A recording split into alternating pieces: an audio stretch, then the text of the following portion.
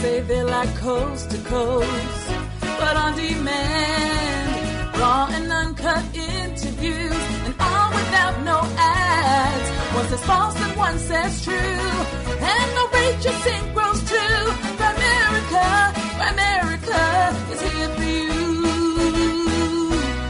Stories from the listeners, they sent to Graham. He'll read them and be amazed, but Darren may say no. One says red and one says blue, but if it's balls it just won't do. Grimerica is here for you.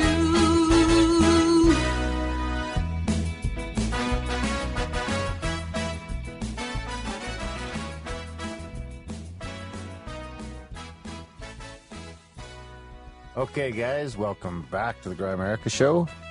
We are going to be chatting with Wayne Steiger and Steve Olson a little bit later about rogue planets in the solar system and sun deities and chemtrails and you name it. And Michael kind of joins us for this one, sort of hijacks it for a while, but that's okay because we love him. Yeah, it's a good one. But first, as always, fresh off the boat, Graham, my cat's cooler than I am Dunlop. How's it going, buddy? Great. Yeah, good. James good. and I both fell in love with your cats. Really? You're out. Really? Yeah. Yeah, he's pretty cool, eh? He's all right. Yeah. Zeus is all right. Zeus is all right. You know why, right? Because his master is cool and it rubs off on him. I don't think that's it. Of course it is. No, I don't think that's it. I think it's because he wears the pants around the house. He gets what he wants. That's right. He's just used to it. So how was the trip? It was good. Went to Tulum? Yeah, I went to Tulum with thousands of other people at the same time. Yeah, that sounds It wasn't like right. you could just take a picture of, the relics on the beach. No, like it shows. No, that like the sounds picture. about Yeah, right. it was pretty. When I was there, And it's all roped off. You can't really get in there. But I mean, it was nice to see it for sure. It's just like bus after bus after bus after bus after bus. Yeah. But it's cool. It's neat to see. Yeah, absolutely. You go through those little cool tunnels. Mm-hmm. Yeah, it was. Then did you go down to the beach and stuff?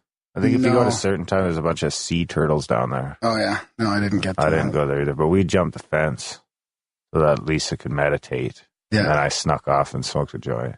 Nice. Yeah. Chichen Itza was harder. Really? Was it busier or was it really? Oh, it's yeah. just crazy. There's just like Mexican tour guides with little groups of people everywhere. Blah, blah, blah, blah, blah, just fucking. Yeah. I mean, in some ways it's and good because people are interested in it, right? Shit. Like at least, yeah. Everywhere you turn, people. Well, I brought back a little Mayan calendar for us in the studio here. Yeah, and a pot necklace. Yeah. We had a really good tour guide. Like he was awesome. Yeah. He was an archaeologist, and I was asking him about Göbekli Tepe and all this, and I was asking him about the stuff in Peru, and he's like, "Well, we mainly focus on the Mayan culture and all that." But he was really good, very knowledgeable. How's the boat at night? Do they have like an observation deck and shit that's all dark?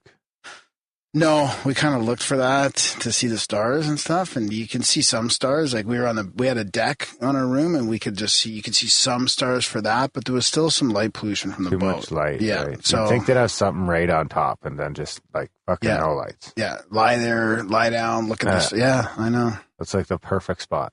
But this one didn't even have a track around it. Like mind you were there around the full moon, I suppose. Just after, I think. Yeah. That would have been pretty cool. Got some good sunsets though. Like I was in the sauna and I'm watching the sunset like way over the water from the sauna. It was pretty cool. Oh, the sauna had a window? Yeah. Nice. Yeah, it was beautiful. Have you ever heard the green flash? I thought I was looking for the green flash. Is he a superhero? No, it's if the sun sets over the horizon with zero interference at the end, right when it goes down, there's a big green flash and you can capture it. Really? But it's only like sometimes that you would think have to be over the ocean then. Probably, yeah. Probably. Or a desert or something. Even and sometimes you think it's going down over nothing, right? The ocean. You think it's going down over nothing, but there's clouds there, right? So. Word up. So yeah, I just wanted to talk a little bit about our podcast. Like we do this every week. We put out a show at least every week, an interview style with really interesting people. And then Darren and I just chit-chat for a little while beforehand. And we put lots of money into this, lots of time into this, and we appreciate everybody's donations. And subscribers too. Yeah, one-time donations. It really are great, does help. But the subscribers are the best. Yeah, because we invested in this. We didn't really plan on it, but that's what happened. And we also have a bunch of fixed expenses, so it's really helpful. And we get things like Ponce sent us. Oh yeah, Ponce sent us some honey. Opened the honey. I opened up the honey, Ponce. You son of a bitch. I got a little note here. Oh, do you? Okay. It's funny too because we've just been getting into the local honey. Yeah. And stuff like that. Yeah. I still like that other stuff we had. Ponce's honey is great. It's funny how all these little honeys have their own little different kind of tang to them too. Oh, you know what I mean? Yeah. You notice that Calgary bees taste different than Tennessee bees. So we got the honey in this jar. Comes from the pea family's Weeby apiary. Apiary? I don't know that word. It was harvested in the month of November 2016. The tart flavor, you might note, is the signature of the goldenrod, the last bloom of late fall. The colony from which the honey was harvested was a robust local swarm caught in the spring by my super hot wife, Maggie. We call the hive the Woodrow Hive, for the street on which it was captured. We treat our bees with the utmost respect and love. We do not treat our bees with chemicals. The honey is harvested and strained through a stainless steel strainer. We do not pasteurize. The heat kills some of the important nutrients the bees provide. We don't sell our honey. Year to year, we typically lose 50 to 70% of our hives. So the honey we reap, we hoard for our loved ones. Since the beginning of our beekeeping adventure, our children who were on a daily dose of Zyrtec are now no longer in need of that pharmaceutical. Maggie includes our homemade peppermint lip balm made from our beeswax and other all-natural, home and life-loving ingredients. If you are interested in the benefits of local honey or in beekeeping in general, find a local, provincial, or county. I like how he threw provincial in. Yeah. Or, now I lost my spot. County beekeeping organization. Beekeeper communities tend to be very open in the sharing of their knowledge as we strive to aid the pollinators in our all-too-real struggle for survival. Love the pea brood. Nice. Yep. I was listening to the James, what's his name? What's the Metallica guy's name? Hetfield? James Hetfield? Yeah, he's into bees. Is he? Yeah, he's got a whole whack of bees somewhere. I see him all over. I think it's in Hawaii or no, Colorado, I think. I see him all over, like that. When you see those colored boxes on the side of the highway sometimes here? That's usually bees. Yeah. I saw this when I get on a farm, I could see myself trying to get into some beekeeping. Yeah. Well, you just throw it out in the corner there, where it's not by the house, so you're not getting fucking stung all the time, and away you go. Right Get on. out there and get your honey. So thanks. We also have listeners sending us emails and synchronicities. You can get going your own honey, growing your own food, and fucking growing your own dope, and then you just need a couple of chickens and an internet shit. connection. And an internet connection. That's the tough one. It's tough to fucking whip up a broadband connection with some trees and chicken wire. It's okay. Soon. But if you had the cash, you could probably do something. You know what I mean? Well, soon it'll be all over the world, right? The Google and Facebook satellites will be giving everybody connection just to interconnect everybody. Bingo, bango. Yeah, and sell them stuff. That's right. So yeah, support the show if you can. We absolutely appreciate it. Help us crawl out of the hole we crawled into starting this motherfucker. Yeah, and we love getting emails and feedback and synchronicities and trip reports and all kinds of stuff and like that. Ratings. UFO sightings. Like we kind of became a platform for people to share their experiences in a non-judgmental way. Mouth noise feedback. You kind of judge because you rate. I judge. You rate. I'm a judger. Synchronicities. I got a couple synchronicities today, I think, and a couple trip reports, and I've also got a UFO quote from the CIA document dump. Oh, nice. So, well, let's start with... And I've got some weather control stuff, too.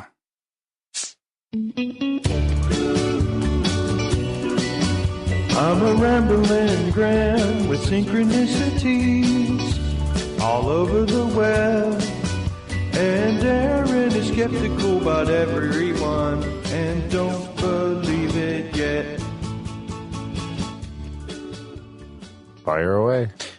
Okay, this one's from Kelly. It says, hey guys, Kelly from Oregon here. I just wanted to share this synchronicity with you. I was listening to this old episode from December 8th, 2013 with Jim Alvage and saw a notification for a brand new episode for the Grimerica show. And in disbelief, saw the new episode was for Jim Alvage.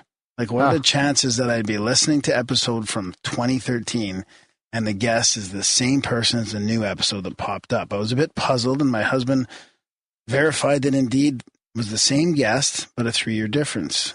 Now, how Darren's rating system works, so not super hopeful for a great rating. I attached a photo to show you too, and I'll be writing again with some interesting experiences from electric fog to UFO experiences, but for now I thought I'd write in while synchronicity was hot, as this just happened about 10 minutes ago. Have an amazing day. Thanks, Kelly. It gets extra Darren's a interesting. Jim Alvage fan, and because it's about Jim Al, what do you fucking? Yeah, I have bias. We all have our own bias. But, but the because interesting it's thing is, about we're very few Matrix. people we've had on 2 times. Yeah, and it's about I think the there's Matrix. only like 3 or 4 people that have come on the show twice. The digital simulation and stuff. So the that chances makes it of extra that are special. pretty good. And you get the automatic 0.42 for being about the show. So we're going to go with a 7.92. That's pretty good. She'll be happy with that. It was a 7.5. Included the show, included Jim Alvage. You know, it's pretty tough. Yeah. It's a glip in the Matrix. A glip. Yeah, a glitch. Talking like a dummy. Anyway, that's what happens when I hit the rig before I podcast. Yeah, we've had some feedback on that. On the rig? No, since you've had your, what do you call it, your card? Yeah. Yeah, you're a little bit more, I don't know. You've changed. I've changed.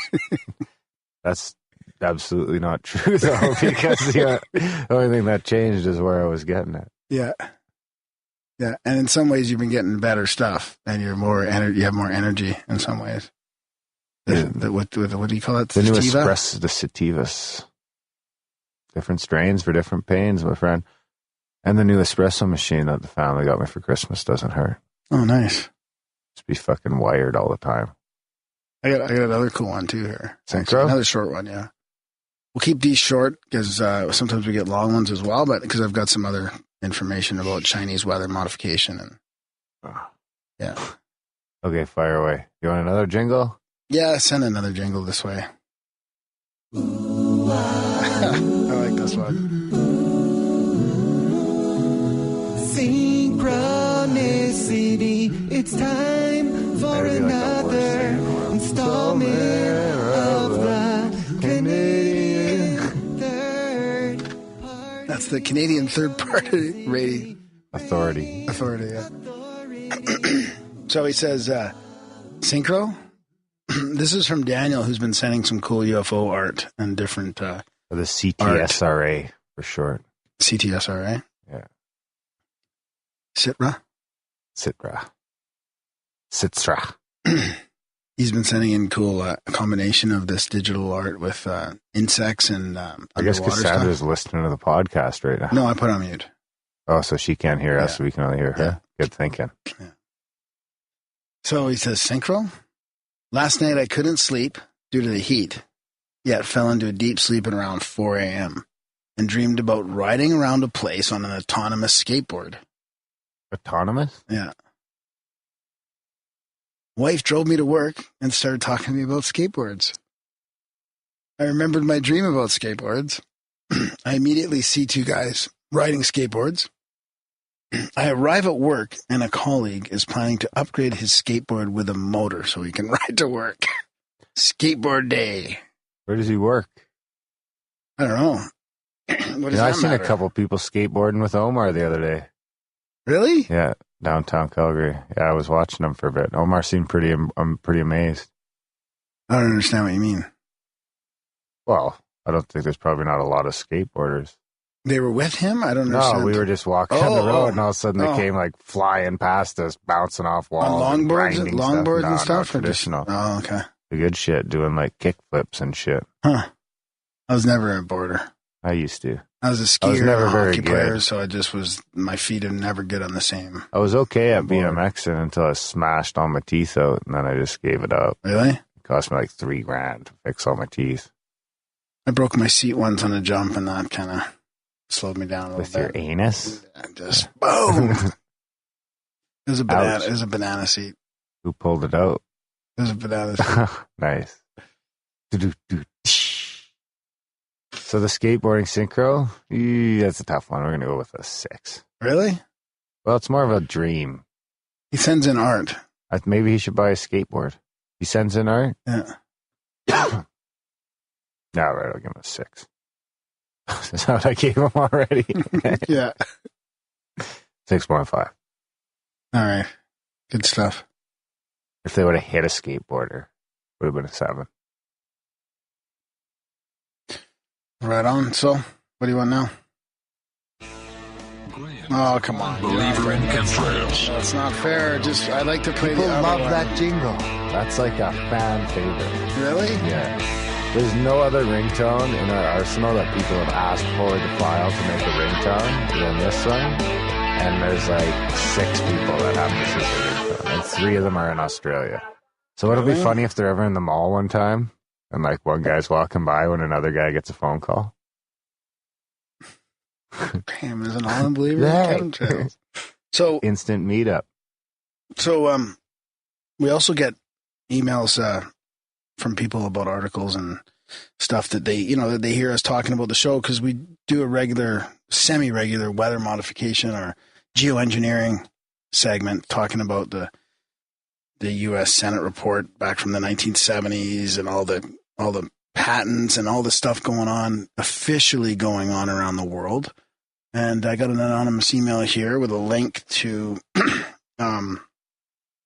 Chinese government spending 168 million on geoengineering that can create torrential downpours. Why would they want to do that? Well, the Chinese government has created a technology that can cause a torrential downpour over any given area 2 times the size of France. So once thought to be a conspiracy theory, weather control is nothing new. The process is done through cloud seeding, which sprays silver iodide or dry ice as a catalyst to force cloud precipitation. And this is from wearechange.org before I forget to mention that, and I'll put a link to it in the show notes. It sounds like science fiction, but in fact, the U.S. military was the first to bring cloud seeding to the battlefield, and that was during the Vietnam War. And they spent nearly $3 million, and we've talked about that on the show. That was Operation Popeye, Operation Intermediary, and Operation Compatriot, which I haven't looked at those 2 operations. Don't ever point at me again or you're going to lose that for your Dunlop. A few years later, a treaty called the Convention on the Prohibition of Military or Any Other Hostile Use of Environmental Modification Techniques was signed at the UN. In 1992, the Wall Street Journal reported that the Russian company Elite Intelligent Technologies had weather control equipment for sale and used the advertising slogan, "Weather Made to Order." The technology is believed to have been quite successful and well developed in the U.S. The ex-Secretary of Defense, William Cohen, talked about weather warfare in a transcript in 1997. So others are engaging in eco-terrorism where they can alter the climate, set off earthquakes, volcanoes remotely through the use of electromagnetic waves, Cohen said. So that's the ex-Secretary of Defense talking about that. Ooh, volcanoes are trouble. Yeah, no kidding. So now China will spend $168 million on a rain-making project to bring rain to drought-stricken areas in its northwestern provinces, Gansu, Shaanxi, Qinghai, Ningxia, Xinjiang, and Inner Mongolia. The project will take 3 years, according to the South China Morning Post, and it will rely on 4 new planes, 8 upgraded crafts, 897 rocket launch devices, and 1,856 devices connected to digital control systems. This is not the first time China used it, because in 2008 they used it to clear the skies over Beijing for the Olympics. That is well known. We talked about that. In 2009, the Chinese Air Force claimed that the biggest weather modification operation in the country's history cleared the skies over Tiananmen Square using just 432 rockets to prevent rainfall in the Chinese National Parade. Also, didn't they do that during the Olympics too? Yeah, I just mentioned that. Did listen to me. Well, I was listening to the makeshift baby monitor. Also, it should come up loud enough for you to I hear. know I did think. hear Oh, something. you? I did, Okay. so I was just making sure she wasn't about to go off. Also, in 2009, China created a massive snowstorm. Additionally, China spent almost $30 million on its weather modification program last summer to combat drought and reduce the impact of natural disasters. In fact, going back to 2004, Chinese scientists discussed using cloud seeding to create rain in its drought-stricken areas. So that's going back to 2004. So at least 12 years ago, they were talking about it. So here's a quote from Professor Wang Angsheng. We all work on cloud seeding to make rain fall and increase the volume of raindrops, he says. It is understandable, generally speaking, if there is strong convection rain, even if we don't work on it, it will fall too. In the summertime, we can see lots of clouds, and without any cloud seeding works, rain falls. When it is very dry, though, in certain places, it aspires for clouds. Our institute has certain methods, rockets or flax, which we hope to get the clouds down, or to put it more vividly, we want to shoot down the clouds. Nice. In another shocking discovery, scientists believe they can control and shut down a tsunami using deep sound waves. And then, interestingly enough, he links to the 1959 Disney documentary on weather control that we did on our show a little while ago, where I played some clips from it. Really interesting. So, if this technology has been in the making since 1959, and that 78 Senate report says it was in the works before that even. All right, so we had a technical difficulty there, and we're just continuing on this intro non-locally. So I'm from home, not in the studio, so the audio will be a little different. And I was just finishing off that the Chinese government spending $168 million on weather control for a certain program. And I was talking about how they've also caused massive snowstorms before. And I was talking about the Disney video that we had played on a couple shows ago, the 1959 Disney documentary on weather control. And I also wanted to get into the link that they do in this article about scientists proposes to shooting down tsunamis with sound waves. You ever heard of that, Darren? No, but that doesn't sound possible. Why? There's just too much Water? too much energy there, yeah. So you're talking about using sound to like push back the strength of the Earth's entire crust shifting, at least a very large portion of it. Who said that? Well, that's what a tsunami is. Well, no, a tsunami is a big wave, right? Generated by a powerful earthquake. So here it is. So that's the energy that basically you're combating. Yeah. Is shifting Earth crust. With sound, I just don't see it. So a University of Cardiff researcher thinks it might be possible to diffuse destructive tsunamis generated by powerful earthquakes with targeted deep sound waves. So according to this Usama Qadri, acoustic gravity waves could be directed against incoming tsunamis, shooting them down and dissipating their immense energy. The technology would make it possible to reduce the damage these deadly waves cause. No chance that's ever happening. You put that in the book. We need a book. No, we don't need a book. Just a prediction list. So how this study has provided proof of concept that devastating tsunamis could be mitigated by using acoustic gravity waves to redistribute the huge amounts of energy stored within the wave, potentially saving billions of pounds worth of damage. No chance. No. No. Okay. All right. Well, there you have it. There you have it. But China can create massive snowstorms, and they can. What do you think about earthquake creation then? You heard about all this conspiracy about them doing that in Haiti and all over the place, and Fukushima as well? It's probably a very similar technology. Yeah, I could. Yeah, I don't know. I wouldn't rule it out. That's possible. Maybe. Mm-hmm. Probably not, though. But not mitigating a tsunami. No, because I think if you were somehow generating an earthquake, you're doing it by somehow tugging at the strings of nature, not going toe to toe with it. Right. But hey, that's just me. Mm-hmm. Profound UFO quote of the week. How was my timing? By the way, I don't really have any problem with the Chinese government doing that shit. It sounds like they have the best of intentions. They're trying to water some crops and keep the Olympics sunny. No, I want to talk about this a little bit more because I had a rant to go after reading that article, and it's kind of like I quashed it. Yeah, well, no, I just forgot about it. Oh, and your quote, yeah, it didn't help.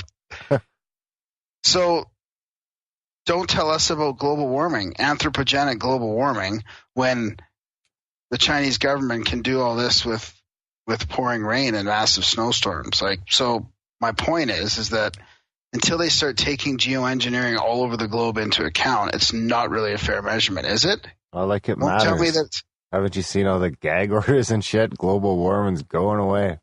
No, it's not yet, man. Holy shit. There's a bunch of mainstream people, like guys like. I think a bunch of scientists are going to march to Washington. Yeah, like you think global warming is going away? I think it's Soon. Give it a couple decades. It's gonna get written out of history by the Trump fucking fascist regime. Oh my God, it's gonna peak.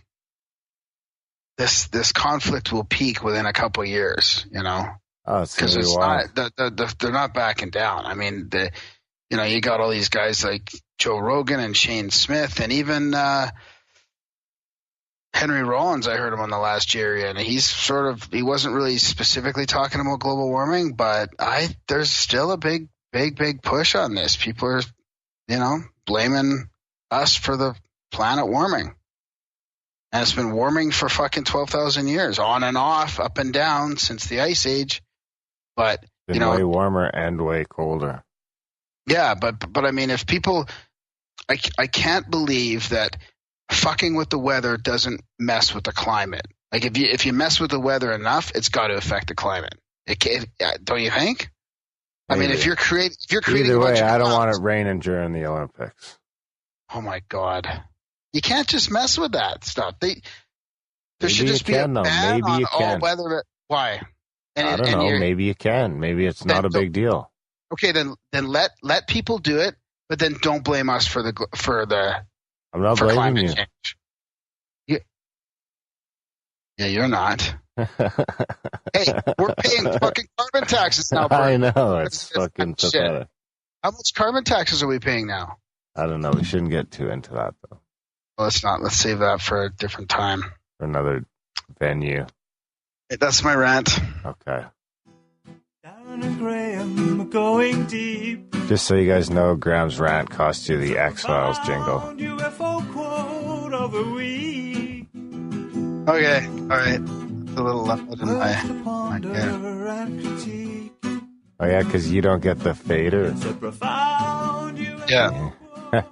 So this is directly from the CIA.gov website. It's that document dump. So this is a UFO quote directly from the CIA.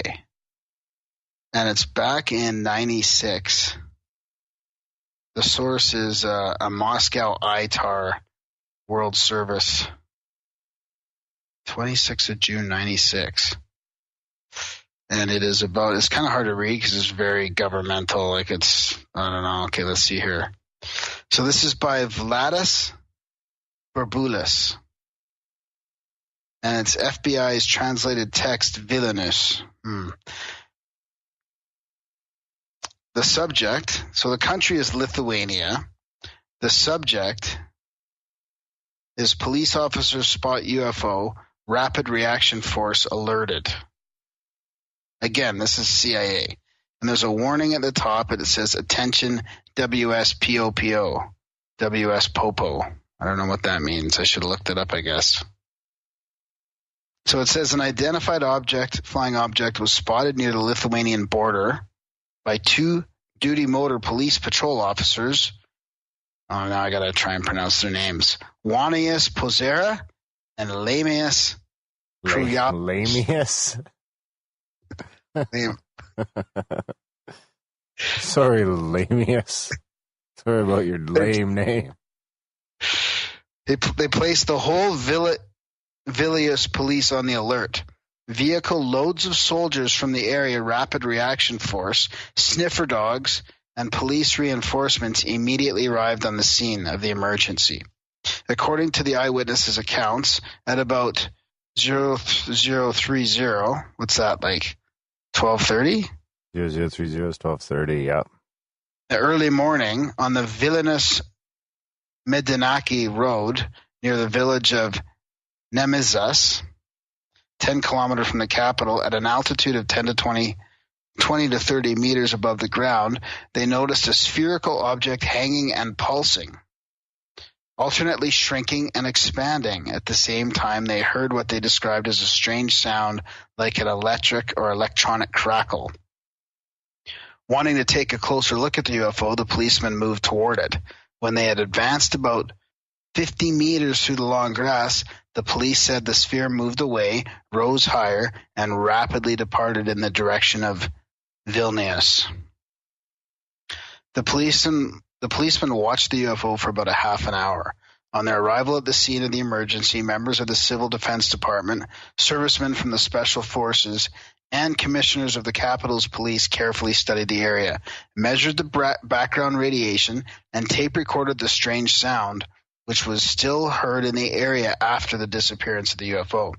The sniffer dogs did not discover anything suspicious and behaved quietly, but it was noted that the tall grass around the place where the sphere had hung was flattened to a radius of about 10 meters. Lithuanian scientists have not yet expressed an opinion on the appearance of this UFO near Vilnius. Police Commissioner Valentinas, I'm not going to even try and pronounce his last name, he said in a radio interview that both officers who watched the shiny object are psychologically healthy, normal people, and not noted for crankiness.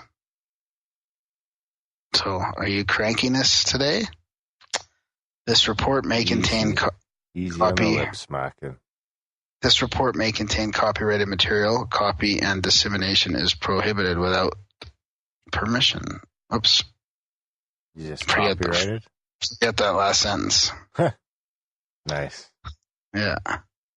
So I'll put a link to that in the show notes, and the CIA will be knocking at our door.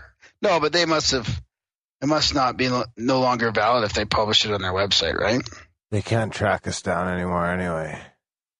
Why is that? I had James change all the who is information. And and I paid like $22 or maybe it was $32 to change to private. Because I just realized who has someone when I was trying to buy a URL, and it popped up all this information. So then who has Grimerica, who is, and it like had my address and shit.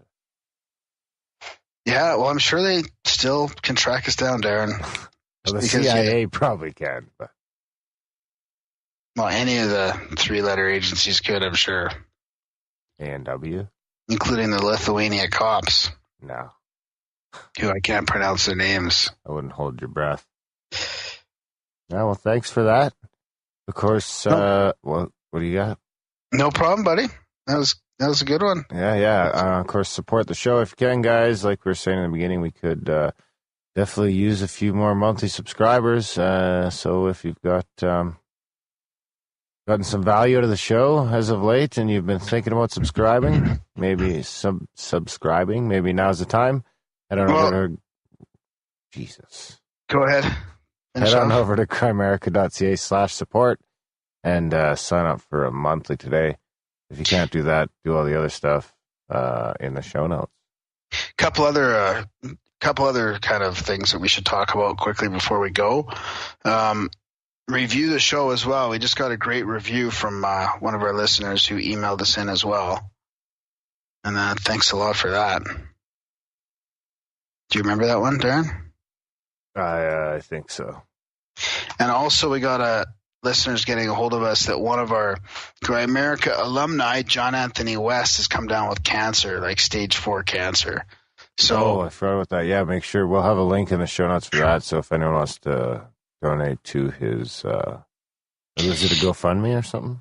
I think it's some sort of fundraising for his treatments and stuff like that. So I'm not too sure what the details are. I haven't had time to look into it, but it's definitely a concern. And John, he's a great guy, and he's one of our favorite guests, and he's doing lots of good work. And we hope he can pull through. Yeah, absolutely. Absolutely. He's one of the best. What did you say just before that? About the reviewing the show. Yeah, I had something that I lost. You had something. Yeah, it's a short-term memory problem. Yep. So, hey, yeah, that's about it, eh? I'm going to say something, too, and I just forgot.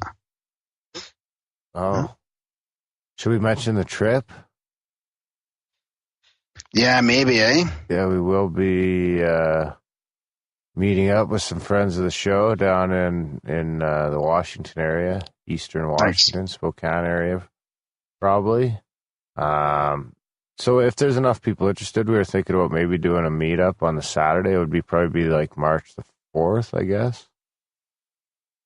So I don't know, maybe something simple. I don't even know how many listeners we have in Washington, maybe none. But if there is, well, we definitely have a couple because, Cyrus is there and shit.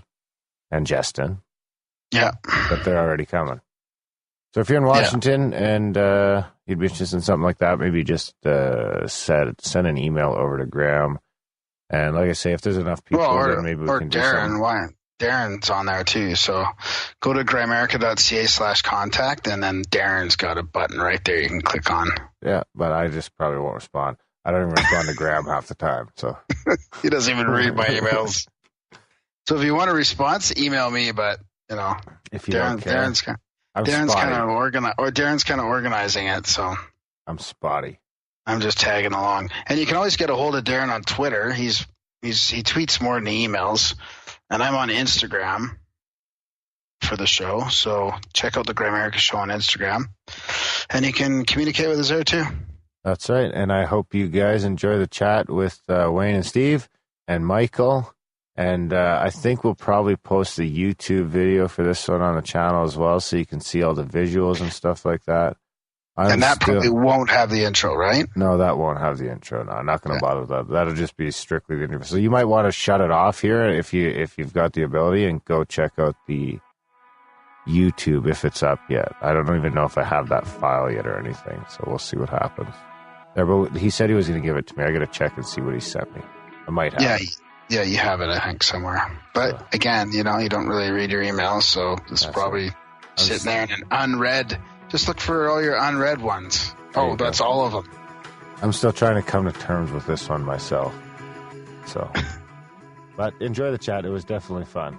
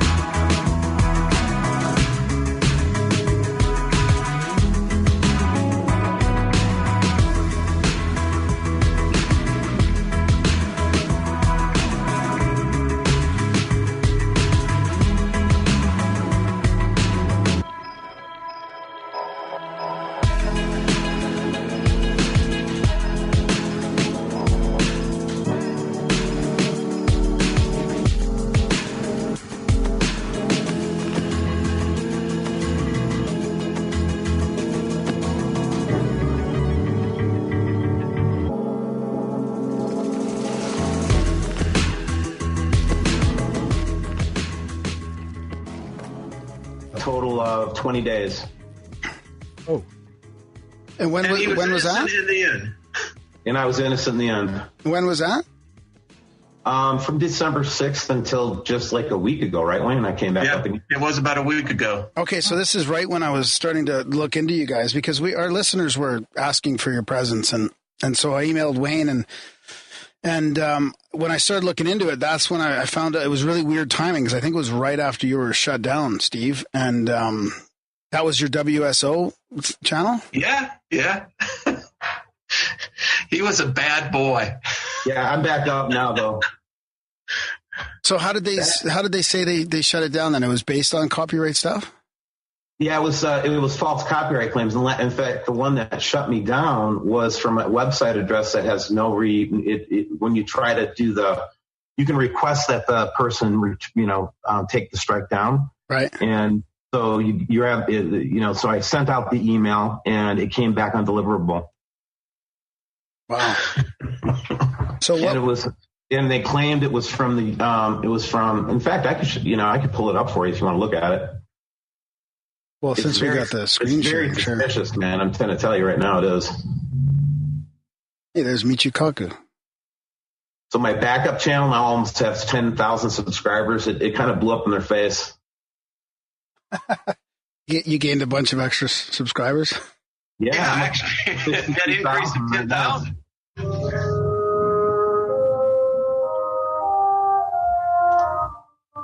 Don't you love the music?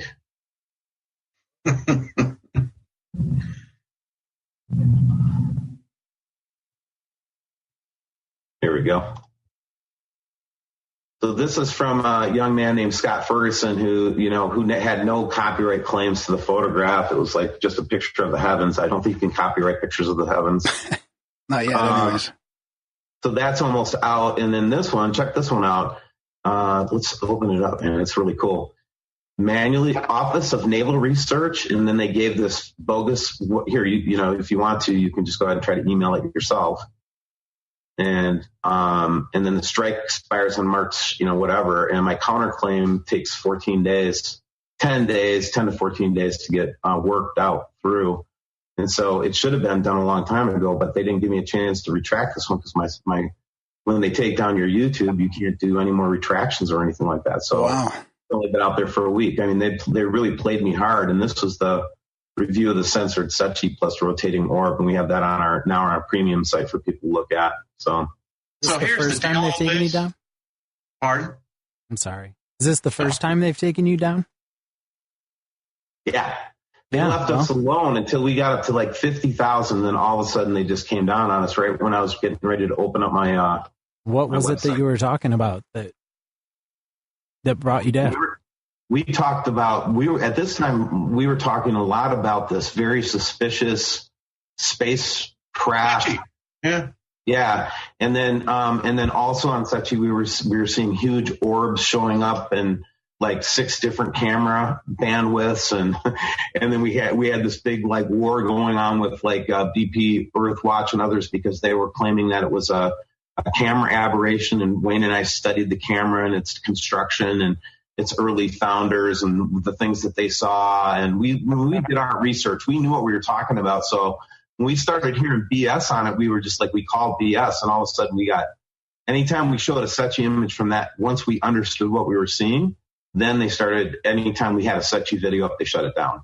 And my background is in the video post-production industry. It started in the late 70s and stayed in the industry for 17 years. And, when the thing about it is my dad also worked for NASA for 37 years. Oh. So we have friends in the industry still. And so when we saw these images coming from Sechi, it became very clear that what this was actually someone was manipulating the image. It's impossible to have the quote unquote software glitch that they were talking about. And we put it out there for someone to prove to us how this software glitch, and it's always interesting, just like the recent Mimic situation, another software glitch.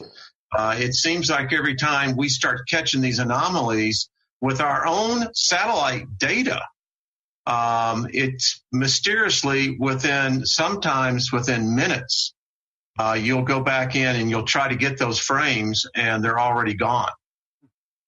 So just for people that aren't aware of that, Sechi is a satellite?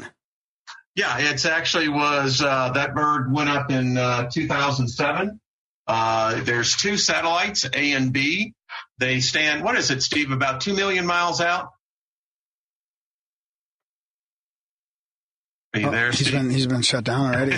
Yeah, it's like, yeah, all right. So anyway, they're out there in. Oh, I'll just disappear from time to time. Yeah, they're out there, and I'll pull up something that will show us where these things are. All right. So with those birds out there, we get a really good view of what's going on. And quite frankly, when they first started broadcasting the pictures back in 2007, we were seeing things that were just absolutely off the chart. And as the years have come by, those pictures have been refined, so much so that now when we start seeing anomalies, again, they're immediately caught by who's ever putting the images up, and you can't find the frames. So anyway, there's a lot of things that we track, and, this also probably makes us, it's like we're just above ape level smart, and they just hate that. The authorities hate people being smart. That is for sure. Well, what are some of the other things you guys are tracking then? Well, the last thing we were looking at was, and you'll notice on here, Wayne, this thing's back up again, man. I saw that. All right, so this is our Enel halosphere. So picture that you're at the end tip of a rocket ship, okay? Yeah. And you're looking straight at the sun, looking down on the solar system, okay? What you're seeing is that's the sun, and this is the negative polarity, the blue side of the sun, and the red one is the positive polarity of the sun. So everything's magnetic, really magnetic, in fact. And out there you've got, let's see here, stereo A and stereo B that we were just talking about. They're positioned out in, kind of on the opposite side of Earth like this of the Earth. So basically these things can see anything that's coming towards the Earth or from any direction this way. And are very useful. And we've been watching this big ray of energy. I wonder if I can get this thing to play, Wayne. I wasn't having much luck before, let me tell you. Okay. Look at the magnetic connectivity to that. Look at that. I know, right? So we're watching this like super wave of energy on Christmas Day, right? Yeah. And this is like coming from outside this view because it's not coming off the sun. The sun is in this condition right now with big freaking holes in it. It's not doing any kind of ejecting of material or anything like that. We're looking right into the freaking... The heart of the sun. The heart of the sun. Yeah, coronal holes eject a ton of shit. That's a coronal hole there that you're seeing. Yeah. And that big gash in the sun right now just opened up. And what we think is that it's actually making magnetic connection with the brown dwarf star. Yeah, the coronal holes have been going off lately. Can you guys hear me now? This is a new mic, so I'm sorry, we're working on it. Look, the coronal holes right now are 6.6. Yeah, it's and people don't can't see it. I guess number one, they don't care to talk about this because it's concerning.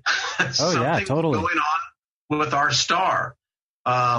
We use the phrase in between Steve and I and a couple of others is that Ed is dead. Our sun is experiencing outputs that are diminished. I had a report today sent to me. People who measure their solar output that have solar panels, we're seeing decreases during the day when complete sunshine of the solar output. Something's up. So is this kind of like the Maunder minimum or whatever that happened quite a while back? It's worse than that. I don't think that we have. If you look back at the charts, and I'll see it, but I can actually pull one of these up. But if you look back in the last 50 years in this cycle that they're talking about, we have not seen a recovery on when we have the maximum. The maximums are becoming shorter and less in duration. The minimums more intense. So I guess the sun's going to dim as the brown dwarf. The closer that gets, the less output the sun's going to have. Yeah, as our physicist told us. So imagine this. What you have is one body that has an intense magnetic field around it. That's the brown dwarf. Mm-hmm. And it pretty much has around it space that is typically iron oxide. And as it comes into proximity, now there is a good theory out there that we may not be part of a binary system, but maybe a trinary star system. All we know is that we're seeing the characteristics of a brown dwarf feeding off of a very young star like ours is. Actually, ours is about midlife. And it's exhibiting all the characteristics of something that's pulling out the energy and feeding off of it. And what happens is that who's ever feeding off of it, you're going to start getting what we would call an echo back, because now it's gaining itself by burning off the fuel from our star. Yeah, Darren, this reminds me of that like electric. I don't know if it was the Electric Universe guy that we had on, Walt Thornhill, talking about this, or when the planets start sucking each other's magnetic energy, like and feeding off of each other. Bingo, you got it. And we just went between that, basically that circuit between our sun and what other object it has this intense field line connection with, and that evidence was seen in magnetic field bursts over this period of time. This is just incredible magnetic activity that we went through, electromagnetic activity. And this is just like solar wind velocity, which is how much pressure the Earth is actually feeling from the sun or whatever it's connected to, like when we get caught in a beam of it. Mm-hmm. And that big hole we just went through, this is what it looked like on these different density meters and all the things. And these are the things that cause earthquakes on the Earth. Yeah, totally. So does that? We're starting to have bigger earthquakes right now, and we can see why. Yep. Yeah, there's been a ton of earthquakes. Yeah, when I see stuff like this, and we begin to see, like anyone can go out and see Venus. Venus is exceptionally bright. Oh, it's really bright. Actually, wait, go back to that real quick. I wanted to point something out. Go back to that picture of the sun, please. I'm going back. You guys said you're into, you have the Christian perspective, yeah? Well, yeah. Sorry about that. The thing that got me started in this is that my background is Christian. My background is in Christian theology. Wow, cool. So a lot of study. I just want to show you this hole. It looks totally like a demon. Oh, it does, actually. Come back. Let me show you. Make it bigger. And are you guys into Star Wars? Sure. Oh, yeah. Look at this thing. I'll play. So Look at this thing. So we can't see you pointing on it, Mike, but just explain it verbally. Oh, okay. Sorry. Yeah, that's true. I thought he said he was recording this whole thing, so I figured this was on screen for him. But anyway. You can see it, right? Pretty much there's this, in the middle of the sun, there's this, it's almost like a flower, and the essence of the light is burning inside of it. But it almost kind of looks like a Tyrannosaurus Rex below that. And it's the dinosaur's eye kind of thing. Oh, it just Steve. Like that. Yeah. So then this like devil guy here. To me for a second. All right. Just for a second. No worries, man. Go ahead. Okay. So anyway. So guys, check this out. How about that one? You see that? Yep. That one's amazing. That's off of the sun. We have another one. That's a picture of the sun? Oh, okay, so you're totally into what I was just saying. So that demon thing... Holy fuck, that's a picture of the sun? I don't think that they're demons, my friend. No, I'm not saying it's a demon. I'm saying it looks like a demon. No, I'm saying it looks like it. I never said it was. I would never make that jump. I think that these are possibly the Elohims. I mean, I think that these that's awesome. Isn't that? Look at that.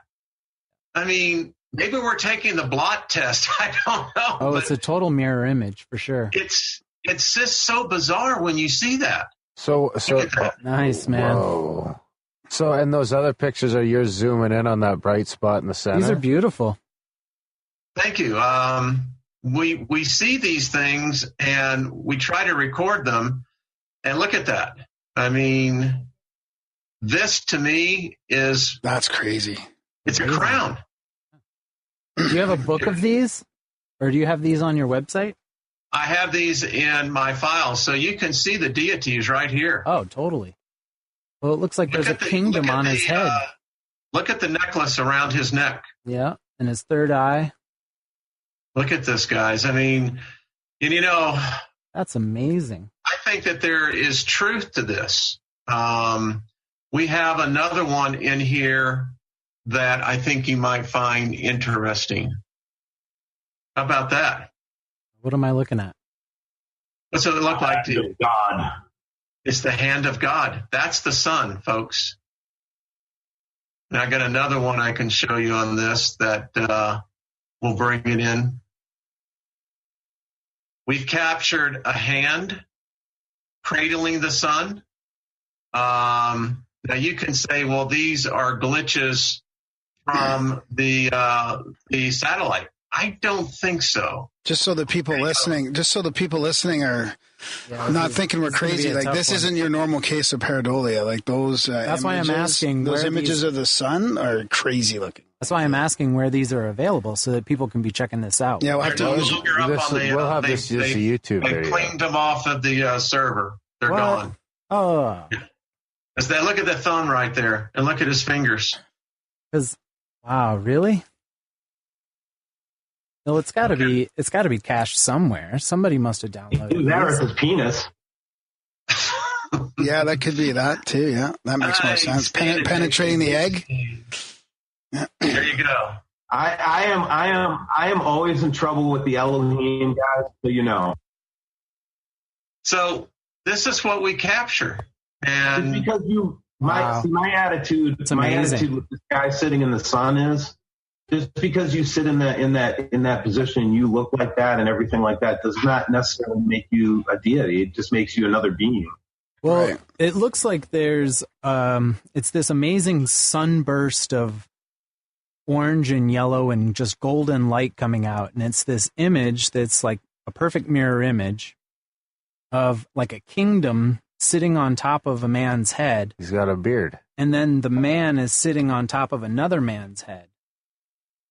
And all of them have this like third eye ray of light coming from them. And it's, yeah. And then you look down here, he's sitting on top of this other guy's face, right? There's two more eyes with these horns. Like he's sitting on his head and holding, yep, now you're like zoomed right in on his nose. Yeah, we got some kind of aircraft his in there. His nose and his mouth. Snout. So I think they announced it's like themselves. A war horse that he's sitting on or something. This is amazing. You should really put these in a book or something. These are gorgeous. I have a friend that makes tie-dyes, and they're a lot like this. Yeah. Yeah. This one really always gets me. I mean, we've seen this image come up at different times, but it always has this third eye. I don't know what else to call it. Fantastic. Yeah, guys. So let me answer your question about the Christian thing. Now that we had a little mind blower together. So when you jump down, when you jump down the rabbit hole, it gets pretty deep. Oh yeah, and it really question and really to really examine your core beliefs. You know what I mean? Yeah. Oh yeah. When I first found out I watched. I think the Money Masters maybe, and figured out what fractional reserve lending is.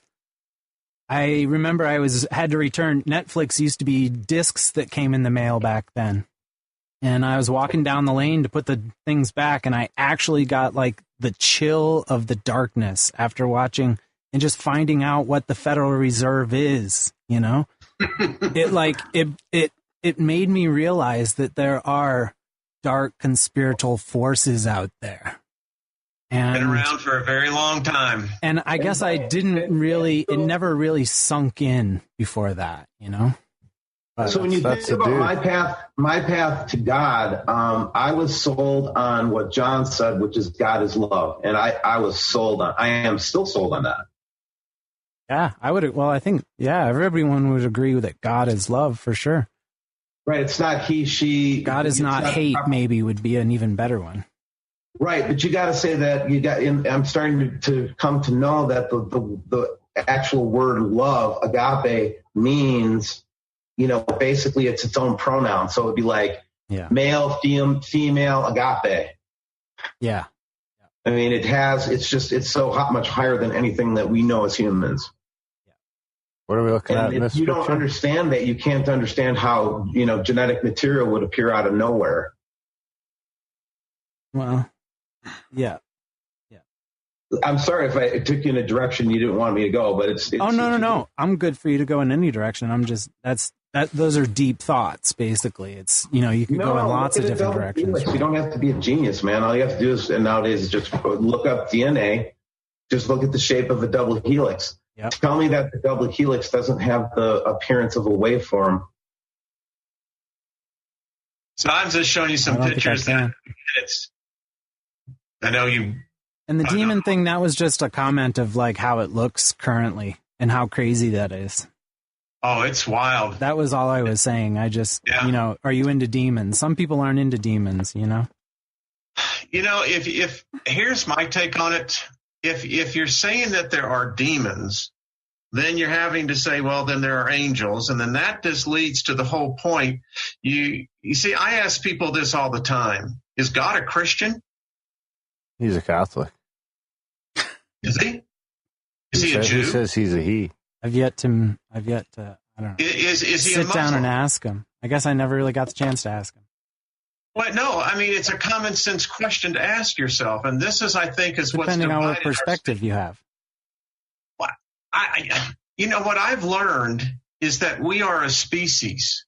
You, I, we know that there are different races. We know from the Human Genome Project that there are different species.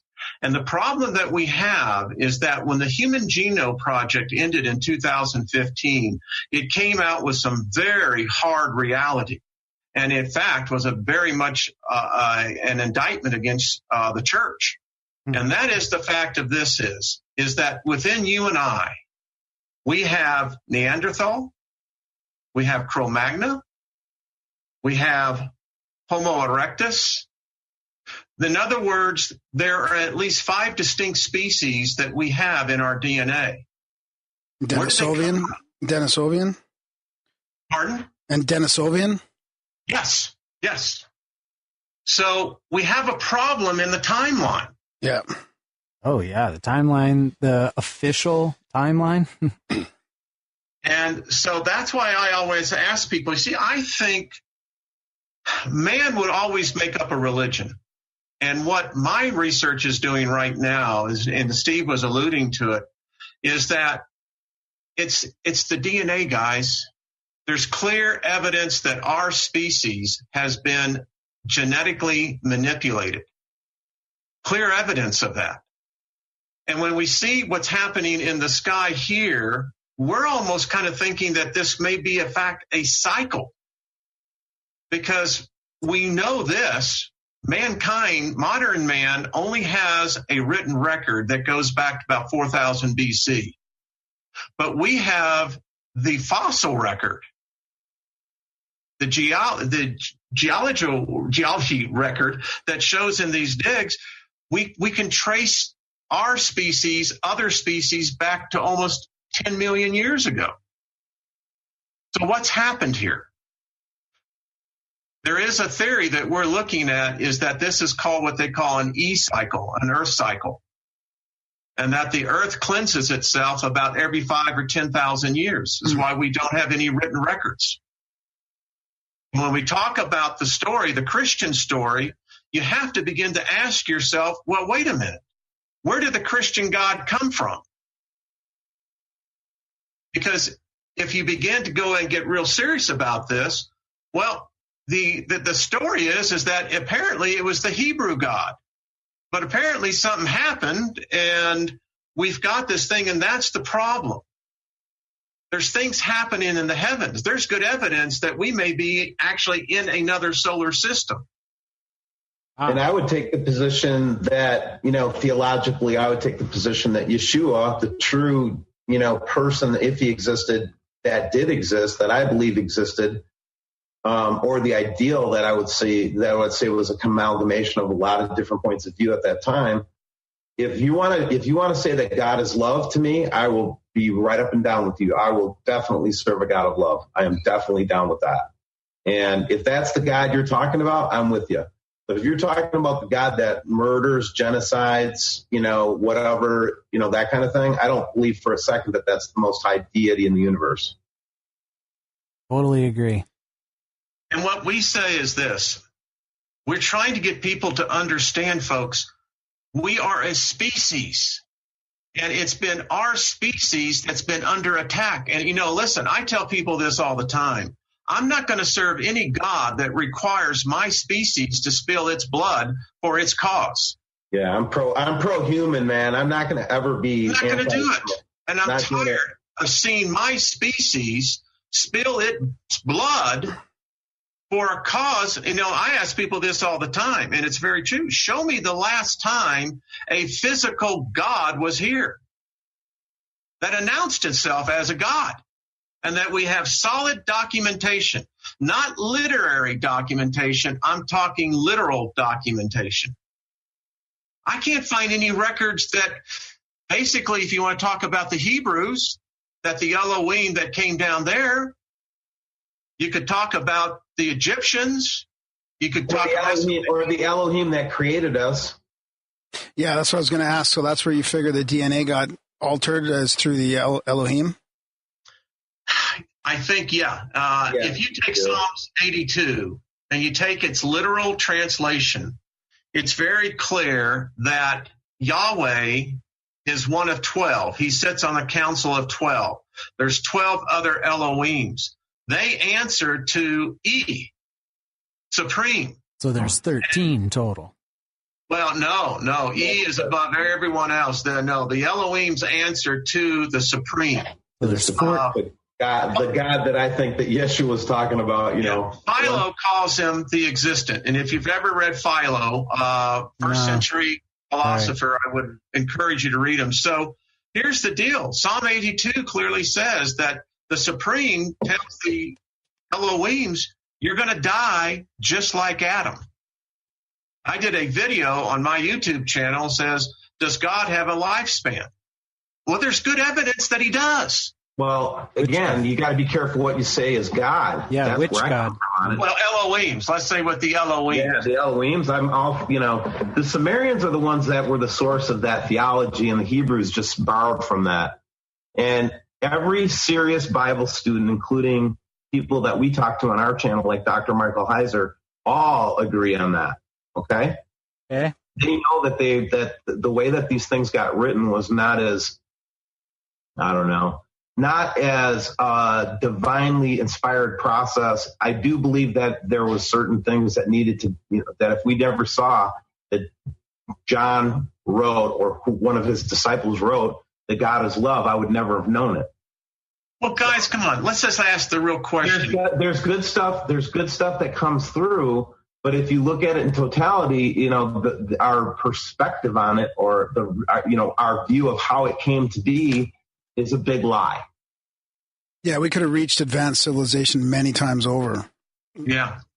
And if you get into this whole concept that there's a devil here, Satan. Number one, just to let it be very clear for the record, in the Bible, the word Lucifer never shows up. Where it does show up in Isaiah was put in there by St. Jerome in the 5th century.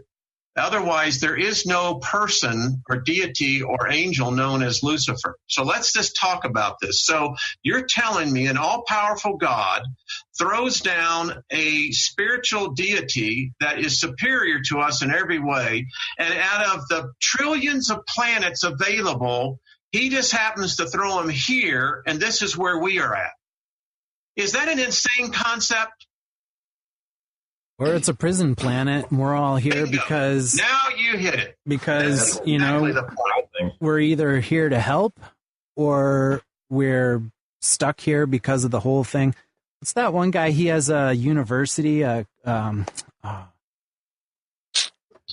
Does anyone know what I'm talking about? It's no, never mind. No, we need a little bit more detail on that. It's like this. He tells all about the story of the Bible and Christ and everything, but it's slightly different. He used to be a football player, I think, was part of the story.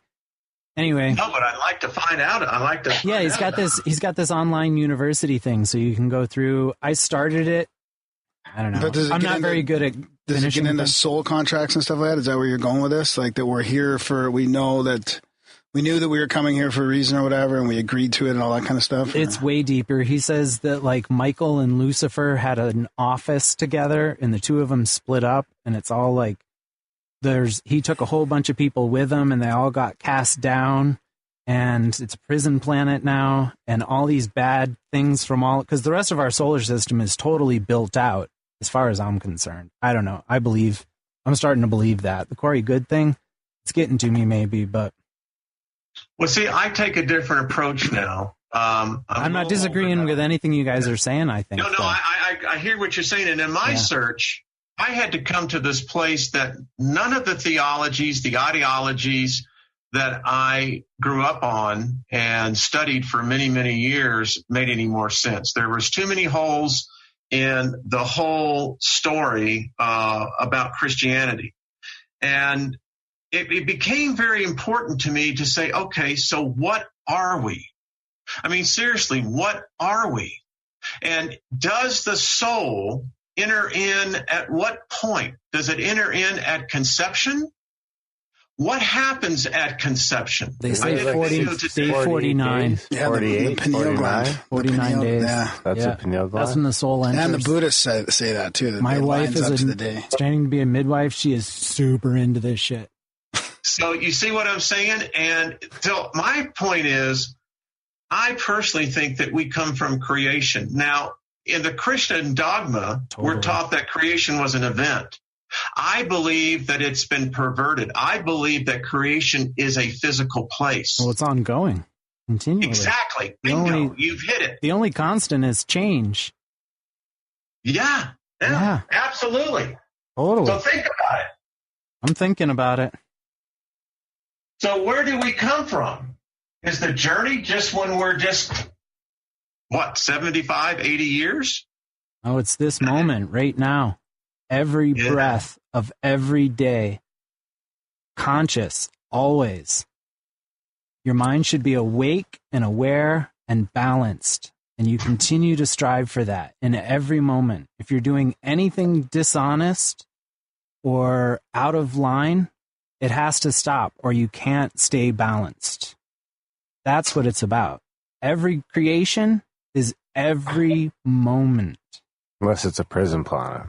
Nope, still in a prison planet. We're just waiting. We're waiting for Judgment Day when you get up before the judge. You have to do good on the prison planet to get off the prison planet. Is that how it works? It depends on how you. Like, can I just depends on why you're here. Not all of them are. And once you figure out it's a prison planet, can you just like? Not everybody are prisoners. Not everyone are prisoners. Wait. But there's a judgment. I got the judgment. So what's the criteria that we get judged with? I'm curious. So this is all in this guy's university that he was talking about. This is his idea, and I'm sorry I don't. I'm really curious on the criteria. He goes all through it. If you guys if you change the subject for a minute, let me look it up. I can tell you, but I can't look it up. I can't do both. I can't work a device and talk. Steve, that picture, probably already pretty much. But I can tell you really quick that he took them, and they're waiting because they have to go before judgment and basically say, did you mean to go with Lucifer? And you have the choice to choose one or the other, basically. And you can come to the light easily, or the whole thing will be obliterated, basically. And then you get into the whole David Wilcock thing. I mean, if you guys are into that, you must be into. You've checked out David Wilcock, I guess. Yeah. Yeah. Oh, for sure. Yeah, I love Gaia. Yeah, Gaia's. You can get lost in there forever. Like, you could probably lose many jobs just getting lost in Gaia. Get lost in I think Gaia. the question that if they had their way. Steve and I talk about define sin, though. I mean, if we're heading for a judgment day, sin is without. Sin is without. That's all it means. Without what? I mean, that's the thing that I'm without. You're without God. You don't have the love of God in your heart for one reason or another.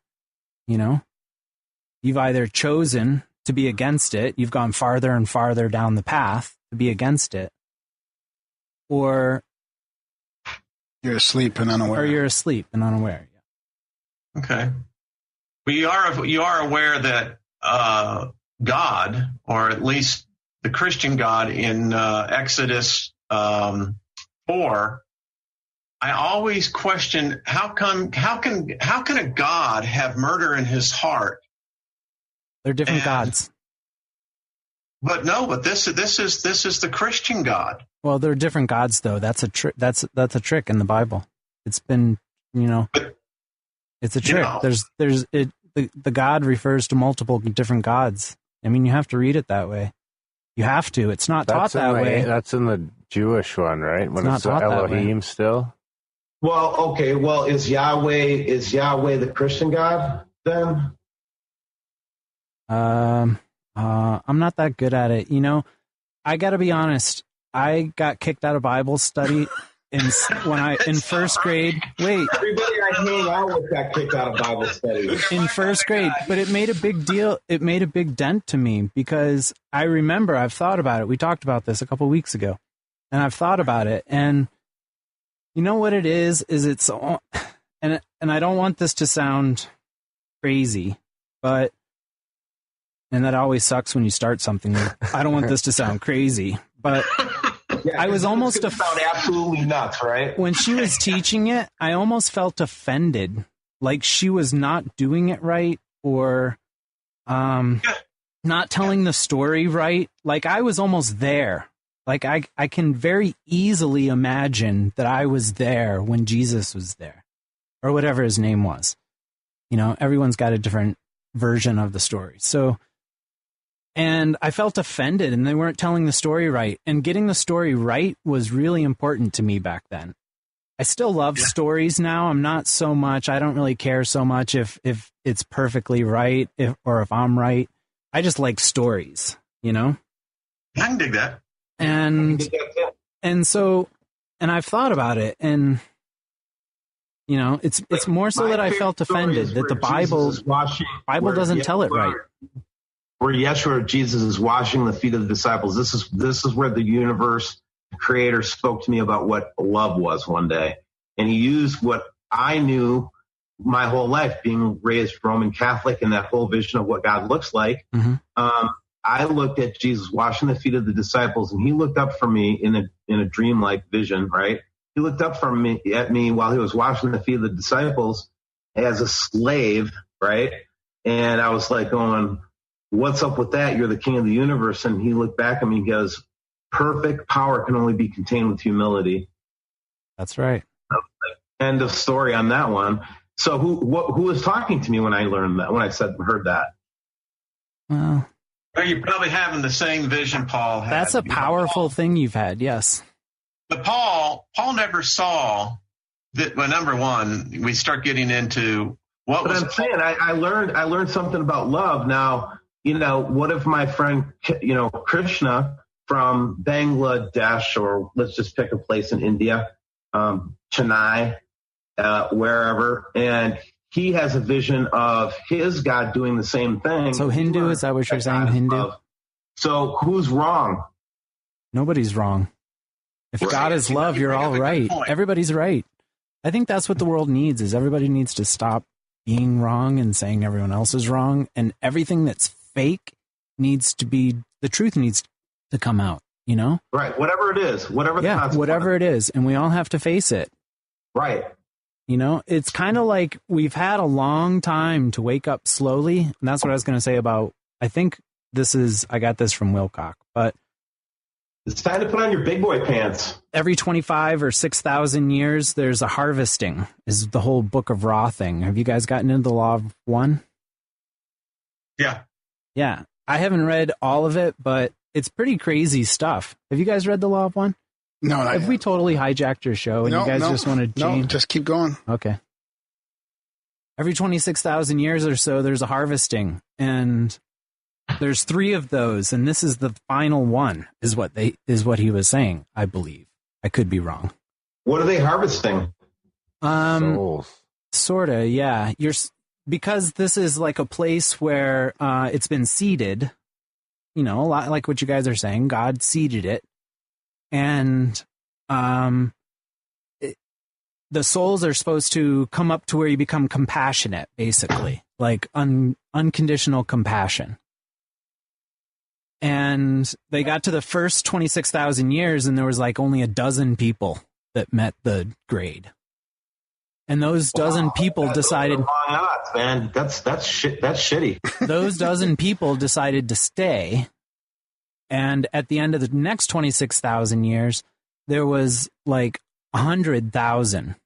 I could never be one of the 12 or one of the 100,000 just out of principle. I'd say, fuck you and your 12 or fuck you and your 100,000. Well, if that was the case, you wouldn't be the compassionate one that got to be, that enlightened yourself. I'm the most compassionate because I'm going to stand on the side of the most people and the most pain and the most DNA.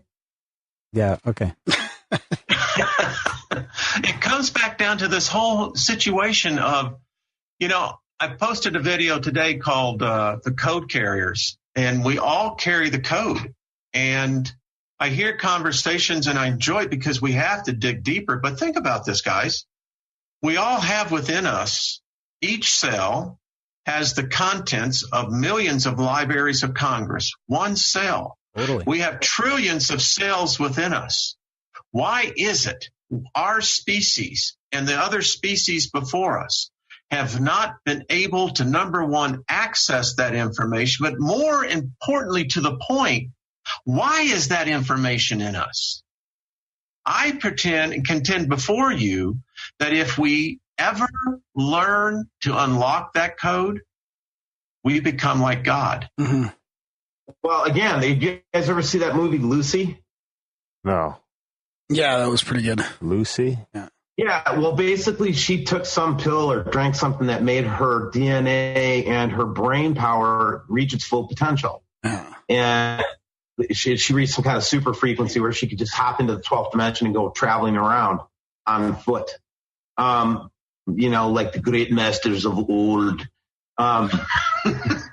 But the point being is we don't really know what the human potential is because we're only like, what is it? What did we learn the other day, Wayne? Only 20% of the DNA is actually turned on in a human.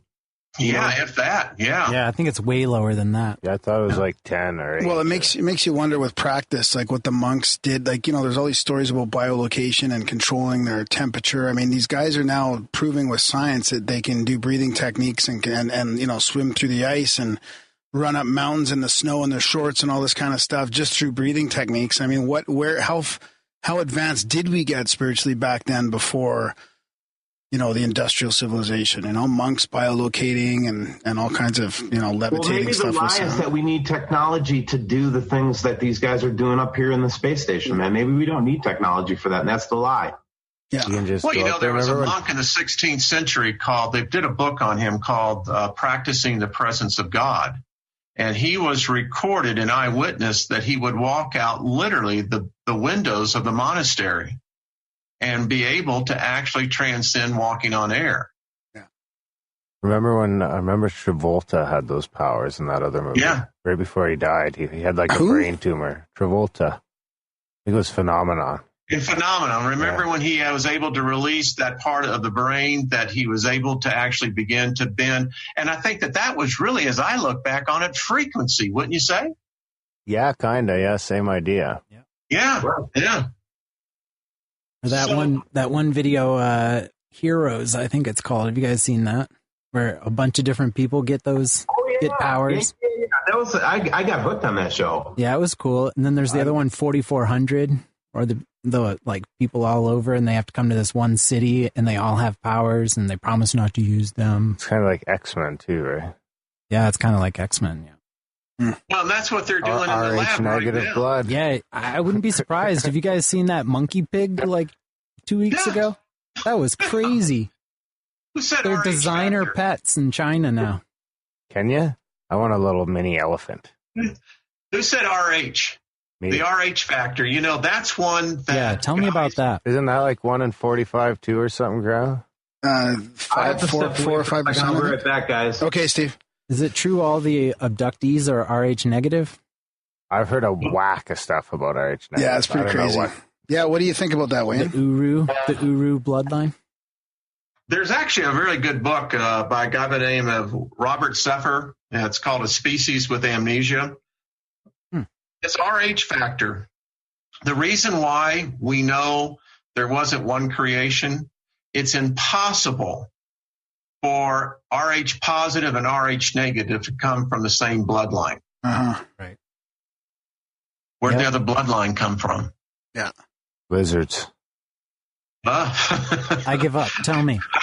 I think those wee hobbits may have been actually around. Well, it's clear that, all right, there's a guy out there by the name of Damon T. Berry. He has a belief that we have been here at least 30,000 times before. Whoa. And we always miss the mark.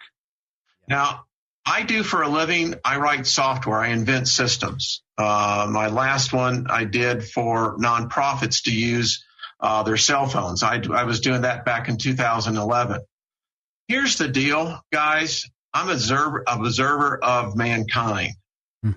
And what I'm seeing today is alarming. The youth today, they've done the studies. They've run the scans. Their brains are different than my generation's. Oh, fully. Well, they've been on screens since they were born. Yes. And they can't remember. They can't remember a simple phone number, but they're so well integrated now into the machine. And I did a video called Lilith.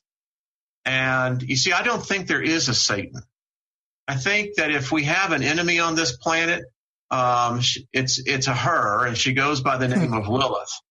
Okay. And this is a wicked bitch. Where does she live? She's still here. Where? Here? You know, in this room? Well, where? I think you have to say what. I'm just kidding. Where his physical presence is. I mean, have you ever heard and studied what incubuses are and succubuses are? Yep. Okay, what was the whole purpose of both of those so-called demons? They were to collect DNA. Sexual energy. Collecting DNA, gentlemen. Yeah, okay. They need a constant stream of DNA. And if you follow this back, this goes back to the story of the Anunnaki. Yep. In the Samaritan text of how creation really started at the Tree of Life. And I happen to believe that that is probably more true than anything else. Someone is still manipulating our DNA. And I think that unfortunately our time has run out. Maybe that's who the people in the sun are. The Anunnaki. I don't know. I think they've returned. Listen, I just have a theory for you. Go for it. So hear me out. Do you know what Kabbalism is? Yeah. Okay. So as you know, it's the mystical side of Hebrew Judaism. There is a belief in a certain Kabbalah sect that believes that Yahweh was actually one of 12 deities that have dominion over this earth. And in the case of Yahweh, he was very defined in what his territory was. And if you read the story, whether it's the Torah or the Old Testament, Yahweh never destroyed a god. Never. Even when he went and delivered his people out from Egypt, which I believe was when the passing of this planet took place last time, he just came for the Hebrews. He said that they were his chosen people, right? So if you follow this out, it means then that there are other deities here, other gods. Look at what in China. So if we can take the Samaritan text, that is in fact how creation started, then it seems like we're an ongoing experiment. So then everyone's God is their own sort of person running the experiment? Well, I mean, listen, when you study China, ancient China history, You don't see it in the Old Testament. You know what you do see in the Old Testament, though? Zechariah 5:11. And that clearly says that spaceship, that earth-flying ship that Zechariah saw came from where? Shinar. Shinar is the Hebrew translation for Sumer. Where did Abraham come from? He came from the Ur of Chaldees. Where was the Ur? It was the central part of the Sumerian Empire. Well, Ur was Saturn. Yeah, you see a pattern? Saturn was Ur, I believe, right? You mean the planet? Yeah, the people that came from Saturn. Oh, I don't know. I was just taking in what we have in this history of Abraham, because every major religion, which is always sad because it seems like the Eastern religions are kind of left out of this. This is, the Buddhists and Taoists. But nevertheless, the three major religions today all claim who? Father Abraham. Yeah. And he came from Sumer. Yeah. Sumerian tablets. Bingo. Now, it gets even weirder when you get down to the cave drawings, but we won't get into that. So just kind of wrap up on this point. There is so much evidence that has been taken away from us. Remember, I tell people all the time, the Bible, as you know it, is a recent addition. And when I tell people, they say, well, don't you believe in Jesus? I tell them all the time, there's no person in the United States, and I dare say Canada, that could go into a court of law and prove to me that there was ever a person named Jesus Christ. That's right. Because the letter J did not exist in the English language until the 17th century. Isa. Well, then let's get back and get real question. Why did they change the name of a deity, a god? They never did it of any other gods. Cognitive dissonance. Ooh, there we go. So anyway. Somebody finally said cognitive dissonance. That's going to go. And he got the door prize. Ding, ding. Shouldn't there be a bell? You guys have a bell or something? Yeah. I sometimes play like an epic song or something, just to kind of get the mood going. But what do you guys think about, if there's no Satan and the demonic presence isn't around, what do you make of the whole possession phenomenon, how that's growing a lot? Because I've looked into that a little bit, and we don't really talk about it on the show a lot, but it's like there's a lot of evidence that something's really going on there. We never said that there wasn't any other that there weren't. Exactly. I was going to say. We never said that there wasn't ill will towards us by other entities. Well, what do you define Satan as, I guess? I would define Satan as just distraction. An energy force. It's just a way of thinking that's destructive. So let's go to the Bible. I am an ordained minister and, no longer practice Christianity, but here's the problem. You go to Job, right? Let's go to Job 1:9. So that was the one I got kicked out for. All right. No. Hey, I am definitely from the Christian perspective, Wayne. I know that, Stephen. I am not. We're not against Christian's perspective by any means here. We are totally respectful. So go for it. Go for it. But you guys are way more knowledgeable about this than we are. If you guys here, the problem with Christianity is there's 30,000 versions of it. Right. That's right. Okay. Tell me which one's right. That's right. The first one. All right. So actually, which one do you like best? Which version do you like best? Yeah, and I bought into 1 Corinthians 13. So I'm sold. Okay, you got to give it to us. Love is patient, love is kind, all that stuff. And then once you start getting into that vibration and you can actually start to hear the voice of God, I've been there. I know how it works. It works for me. It's a great way to get there. But here's the thing. If your belief system preaches compassion and peace and love, what can you find wrong with any of those three things? Nothing. Can you find any fault in any of those three things? No, that's totally Buddhist right there. Unless that's someone awesome. takes advantage of them.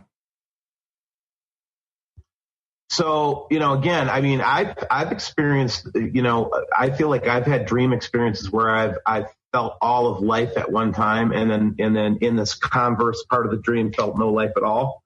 So I do believe there is such a thing as departing and ripping yourself out of the tree of life. I really believe that could be done. When to get back to, before we wrap up, I want to get back to the solar system stuff. When do you think this brown dwarf's going to show up? Is there a timeline for when it gets close, or is it going to get close enough that we can see it? Wayne and I both have different answers for that. Wayne, you go first. Well, if you go by, for instance, the Bronze Books, the Colburn Bible, and you read the Destroyer section, and if you make a correlation over to the Torah and other evidence that happened at that time, there's clear evidence that this is a regular passing of a system that we interact with. Now, according to the Destroyer section, it took a couple hundred years for this thing to come in and then to leave out. I'm of the belief that it's here. I think something's here. The timeline, I don't know. I don't think anyone knows. But if we can take ancient scriptures, then I think that the due date is definitely rapidly approaching. Steve? Well, I guess I do agree with you, Wayne. Just kidding. The only thing I would add to that, and Wayne agrees with this too, is I don't believe in any of the timelines I've heard. So, like, whenever somebody pops up and says it's a 14-day, 23-hour cycle of this is going to happen and this is going to happen, and I've actually barked at people that have given dates, with the exception of one guy. I had a guy on that was promoting a book. It was before I really did my own thought process through the whole thing, But at the end of the day, it's like, how could we know how long it's going to take? We don't get access to any of the real data. Mm-hmm. They're practically lying to us every day. Any tools or instruments that we have that are of any use to us, they turned off already. I mean, so we're guessing, and it could take 50 years for this thing to pass. We don't know how long. We don't know how long it's been here. For first, number one, and we don't know. We really don't know how long it's been here yet. We can't turn to the back 2007 that something's been in our neighborhood, right, Wayne? A big something. That's all I know. And I think it's still here. I mean, guys, the signs are there. Listen, I would tell your listeners, watch Venus. Steve and I did a show yesterday, wasn't it, Steve? Yeah, yep. March 28th, is that what we're figuring? March 17th, something around there? Oh, it's going to be spectacular because Enki is going to be coming in its closest approach to the sun. And this is all just common astronomy. So if you're looking at Venus, you're going to see Enki go right by Venus. Enki's a comet? In itself a very, very trippy thing to see. Enki's a comet? Yes, it's a new one, but apparently it's been here every 5.5 years. But the oddest thing is, now I'm part of the baby boomers generation. Steve's younger than I am, but gosh darn it, I don't remember that coming around when I was in school. Yeah, every 5 years, it's kind of a new phenomenon. I remember Hale Bopp in 90-something, like 8. Yeah, and I saw Halley's Comet. So, but yeah, guys, I'm telling you. Yeah, I saw both of those.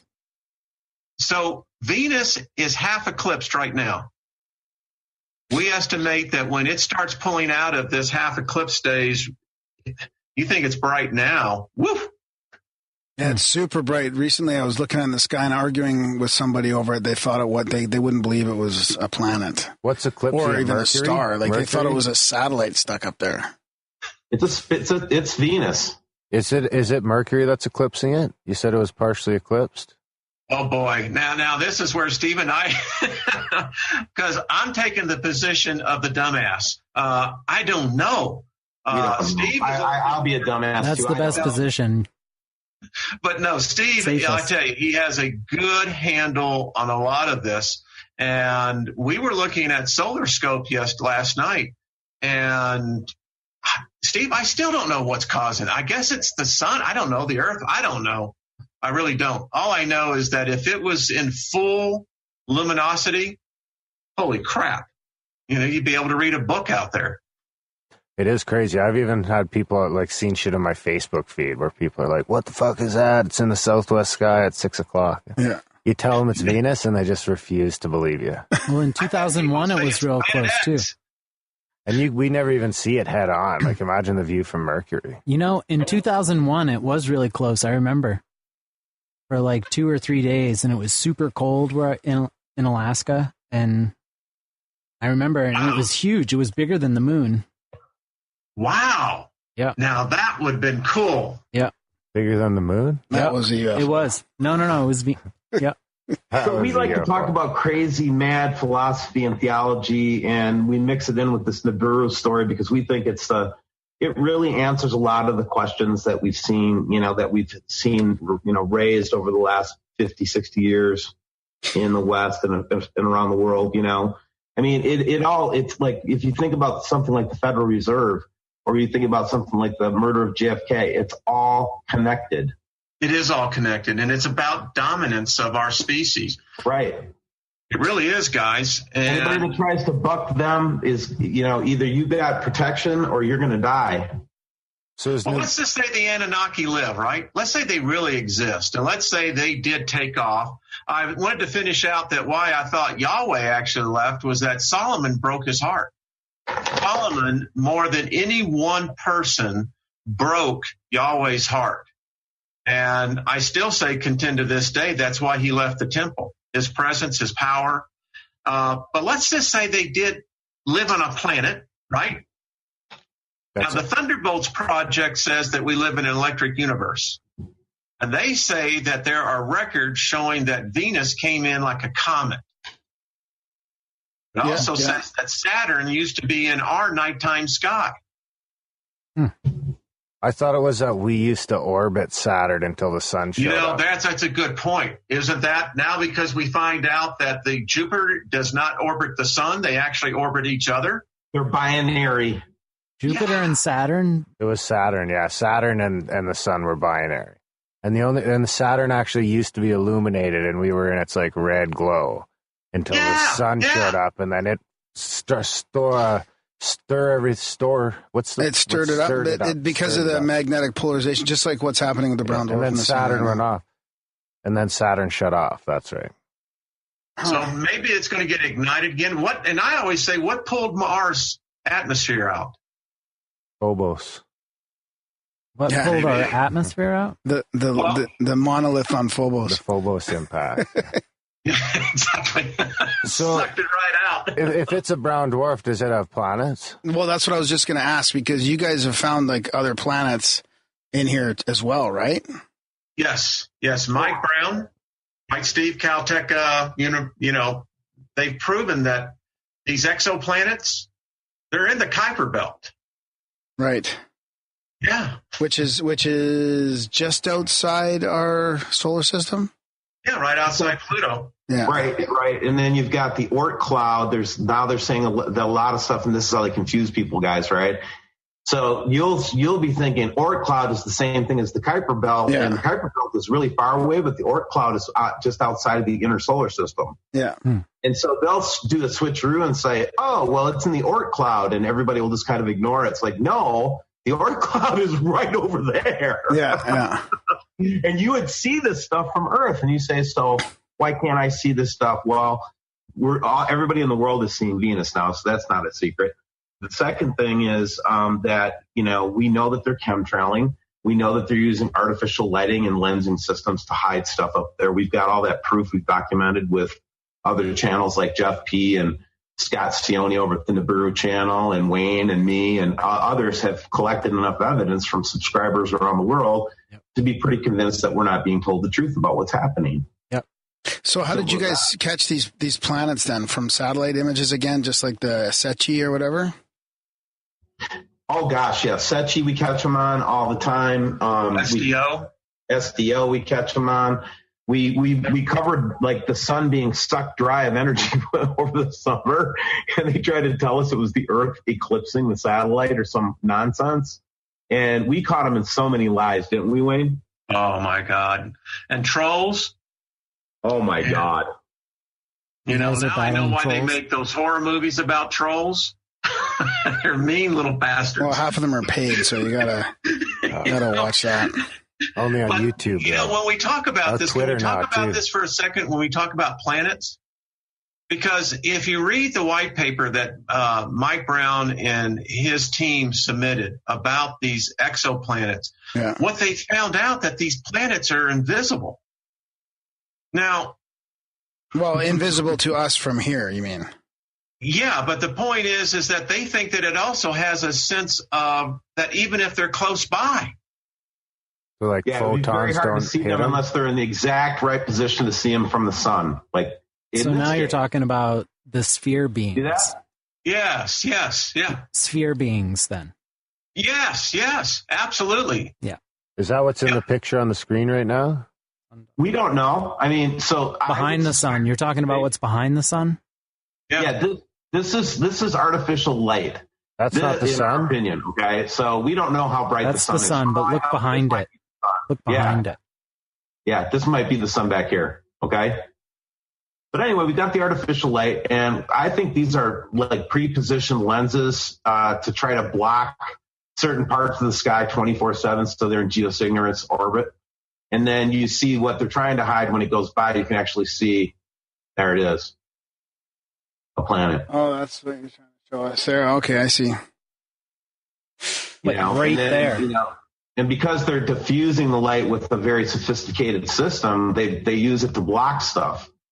And we actually caught those guys. We caught it so many times. Right here, you can see something's up there. Right and there. Then you go back to this, and you can see this thing rolling in. That's not a lens flare, guys. You know. Well, we've caught from the ISS. We actually caught the sun doing a retrograde. I know, right? It's like, how did that happen? Remember the day that the sun shook? You're like, what? Maybe they're just like other weird planets that, you know, maybe there's some other weird sort of matter that doesn't interact with photons, like normal matter. It's like just on the it's like on the fringes between our so dimension. The sun doesn't light them up. Maybe the dying sun is allowing the dimensions to cross over somehow, or maybe there's a shit ton more stuff in our inner solar system and outer solar system than we ever thought. Well, that's what I think. But if it doesn't interact with the sun, I mean, you can see Jupiter. And that's what I was going to ask: is why can't we see those from with the naked eye then? And you can only catch them on these satellites. Like, how do you know they're planets and not stars if we can see? We can see all the planets, you know, that we think are in our solar system. Well, here's a question we asked our audience back in the summer. How come is it you don't see any stars from outer space?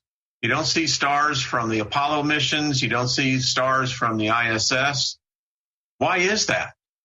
And when you think about the fact that the moon is 250,000 miles away, right? Yep.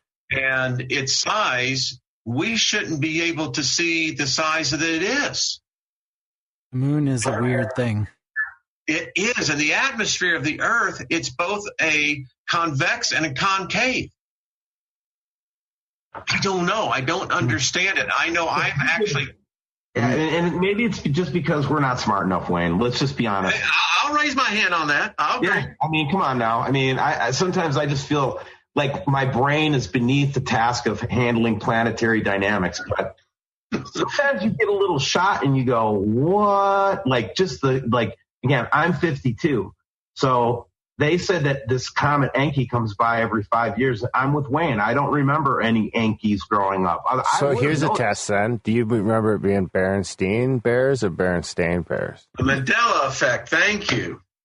We talked about that over the summer, too. We went into the D-Wave computer subject. Mm-hmm. Have y'all gone into that? No. Never heard of you it. really should do a show just on quantum computing. Yeah. Are you talking about with DJ? The D-Wave computer.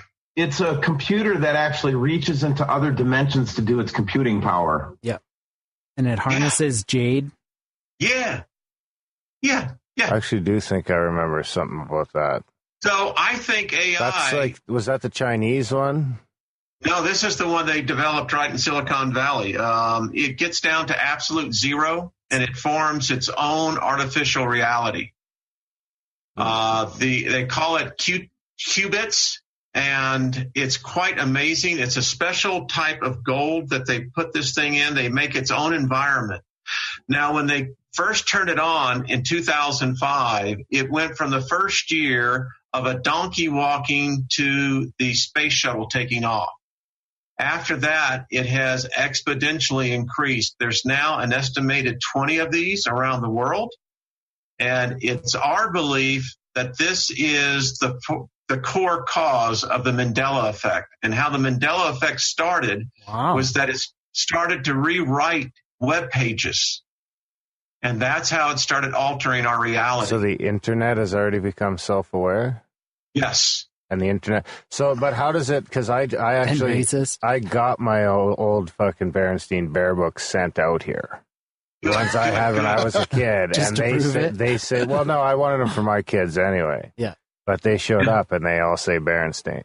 Well, yeah, they were Berenstain. Yeah. I remember so how did the internet do that?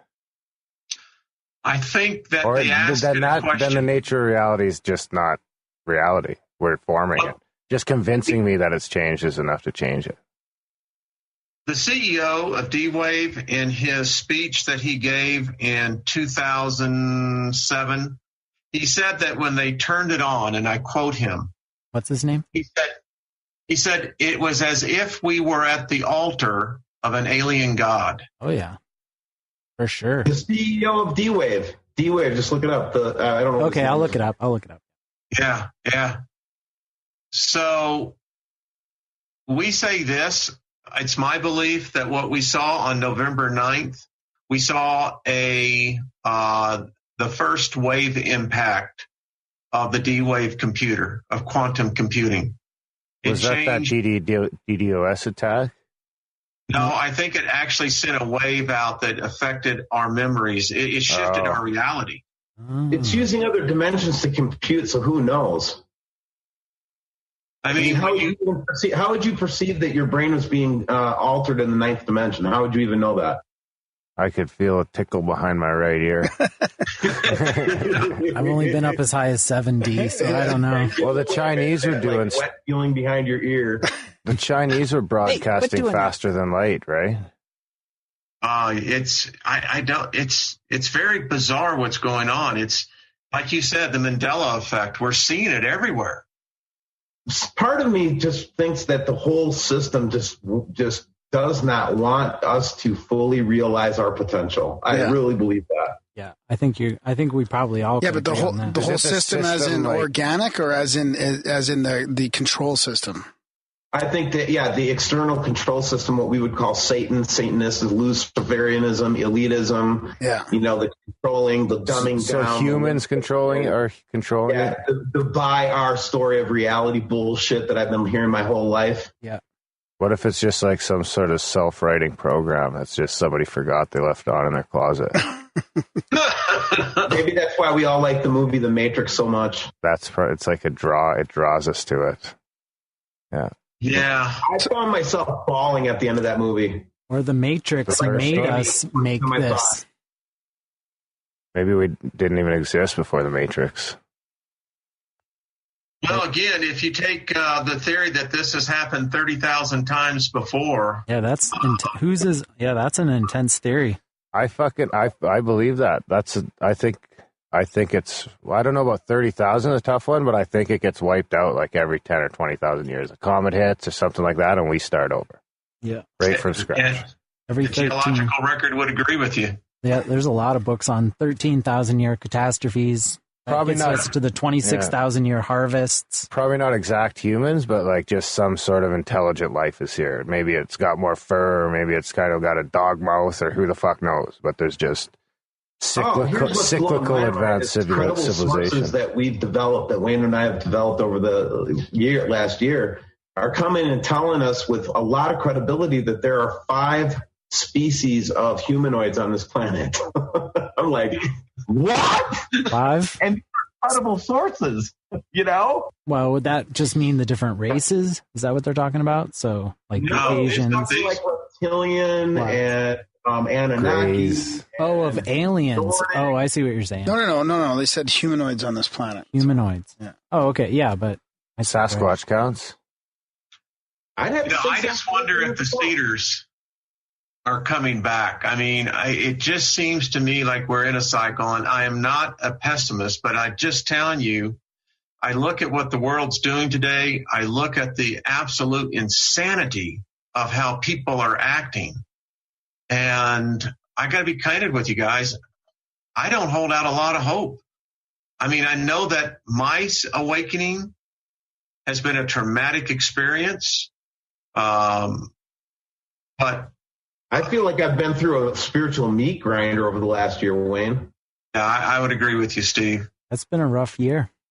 The year of the monkey. It depends on which way you look at it, though, because there's a whole bunch of people waking up as well, right? This last election with the media being exposed at the level of corruption that is there. I mean, it really is. But if nothing happens, then they've just passed the ultimate test. Yeah. Like these fucks really don't give a shit. Yeah. That's the problem. I've just adapted a policy of be kind to everyone. I know good from bad.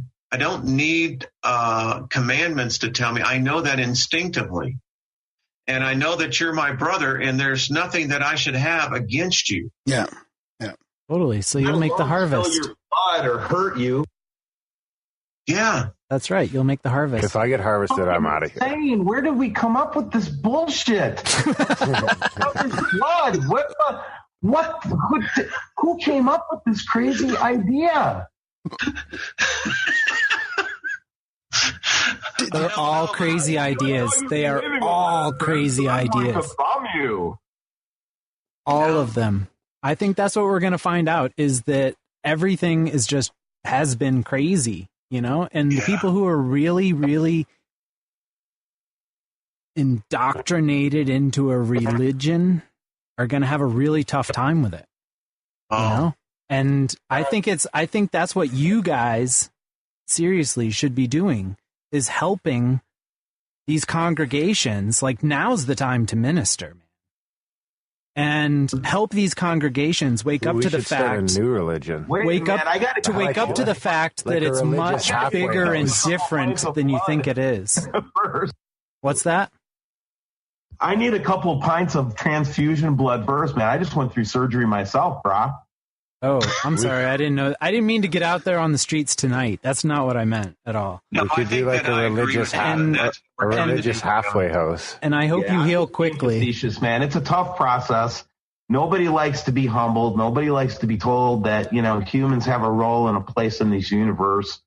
It's pretty spectacular from what I can see, because just on a scientific level, we have more information in our DNA, like Wayne said, than the Library of Congress. So now we're finding another layer of information. Yeah. You can make any animal from human DNA. I don't know if you know that. Totally. The chimeras. We were talking about the monkey pig thing. The custom pets in China now, I guess. It's obvious that there's something different about human beings. It's just we need to figure out what it is. I wonder. I wonder. Did you guys catch that energy field hitting the Earth a little bit, what was it, 2.5 weeks ago, maybe, just before Christmas? And did it have something to do with what you guys have been following and researching? Yeah. Listen, that was tangible. We actually could measure it on the satellite telemetry. I know physically myself. I felt it. If you look back, that was really interesting. There was a increased spike in cardiac issues. Wow. I still say my heart's been weird. Yeah, you feel it. I think Carrie Fisher I was susceptible to that. Yeah, really do. Quite possibly. What are you gasping at, Graham? Because I thought I knew He's some having people that were having heart attack. problems. Yeah, but anyways. Yeah. And now get this, guys. They're looking at the weather. They're going to start putting a cosmic ray cardiac alert. Wow. Really? What's going on? Who's doing that? Who's doing that? And yet they won't talk about the cosmic rays affecting the global warming or global cooling. Like they won't even alternative media. They won't even acknowledge the solar cycles and and having any role in the Earth's climate. Yeah. So I'm very conscious of it, because when I see that these things are coming, I want to make sure that, number one, I'm in a good rested position, and I'm not going to fly. I'm just not. Maybe our only purpose here is to create AI and the machines to populate the universe. God. The last person they'll just harvest the DNA from, so they have this information to pop into their database and fucking see you later. Well, what I think would be crazy. We are the creators. There's like 10 trillion cells in your body, and 9 trillion of them are like bacteria and stuff that aren't human. And the other trillion. So you're not like 9/10 not human. So the AI could totally be controlling the bacterium. They've shown that. They can control the bacterium. So if they can control them, they have you. Well, and then there's also the organic controls, like the Rh negative blood types react differently to toxoplasmosis, right? Which is actually which can change the behavior. It's a virus, I think, or what's the other word for it? Not a virus, but and it can change your behavior. Oh, like and that's an organic toxin. Yeah, toxoplasmosis. Yeah. And what they're finding as well is they can now blend the RNA to the DNA. And that's just, that's that mad science. That's disturbing. It is. I started writing a book back in 2004 called The Start. And in one of the plots, they had genetically engineered and harvested the 1918 Spanish flu, the H1N5, and they were able to graft that into an RNA into a dust mite particle. And then they went and sprayed the chemtrails over the cities that they wanted to infect. Was Calgary? I quit writing the book.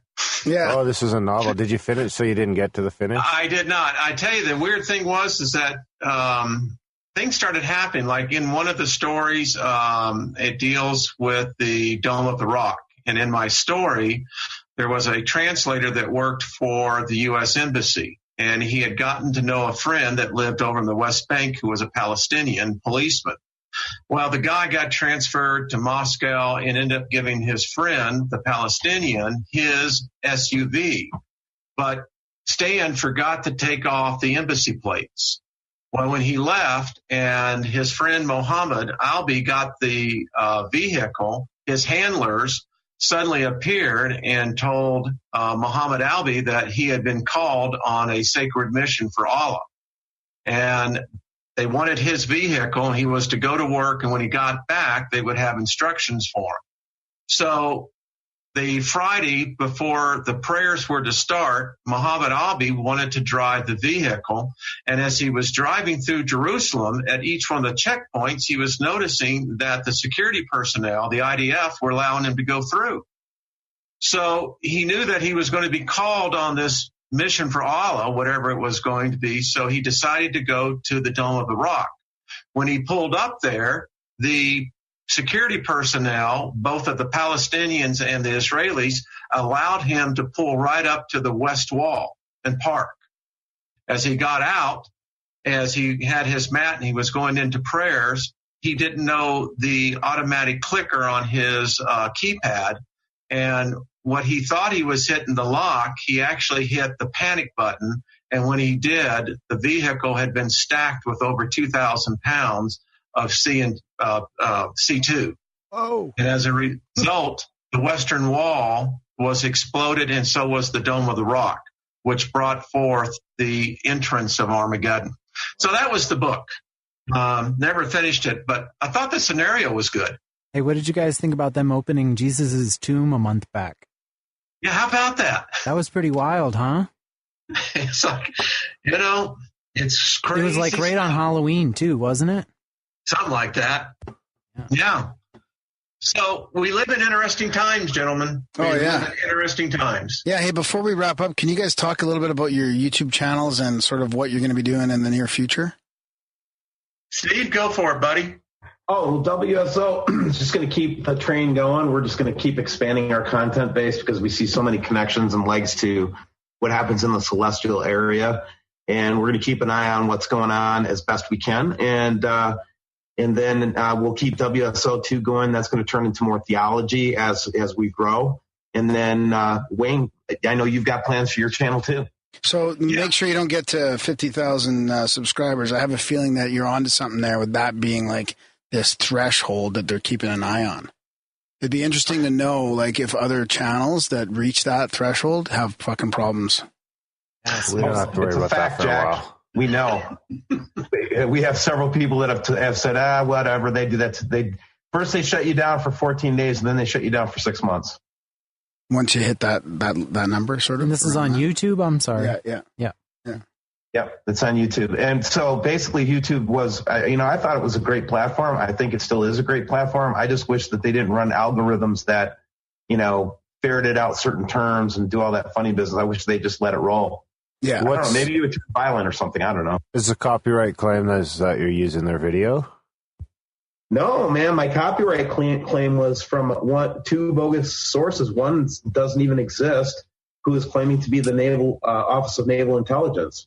Fuck. Isn't that who owns those satellites, though? It's the U.S. taxpayer that owns. That's the crazy. Well, technically the taxpayer owns. Technically the taxpayer owns the Navy. I actually played it on that video that they struck. I put it right on there that they say that's for public consumption. We can reuse it any time we want to. Okay, yeah, I was just wondering, because it says on that SETI website that they're owned by the Navy. Yeah, right, but it was a bogus email. That's the problem. I think it's a rite of passage that you guys should be proud of. That's right. I know, that's right. That's the way I should look at it. That's really a good. That's what I think. Yeah, because a lot of anybody big. What's that thing that John B. Wells says? If you're right over the target, that's when you get all the flack, right? So, hey, spot on. And on my channel, we kind of explore more of we get into more philosophical discussions.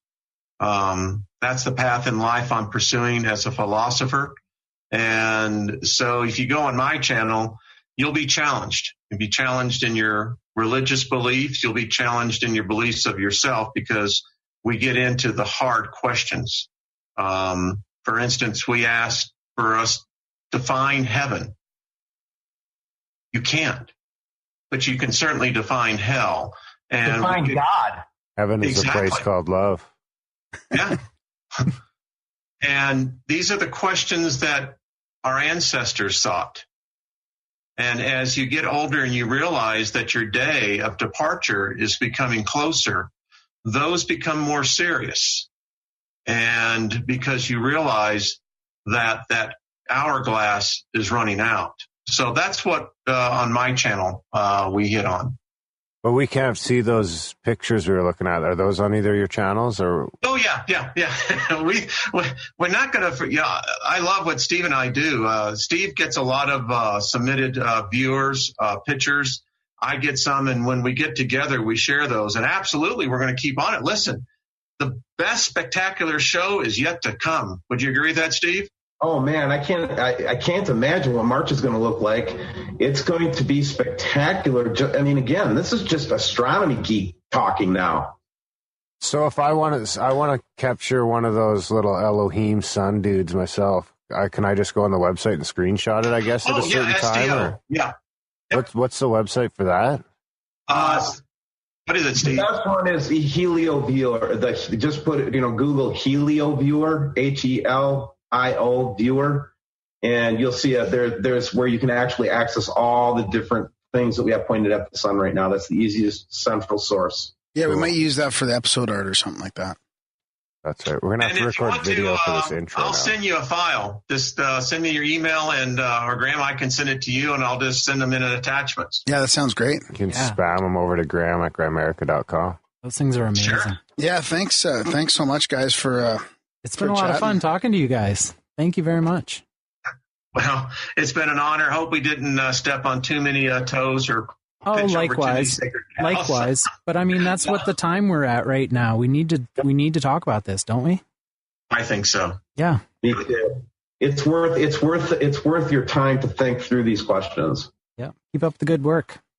All right. Thank you, guys. Thanks, guys. Take care. See you guys later. Okay. Bye-bye. Bye.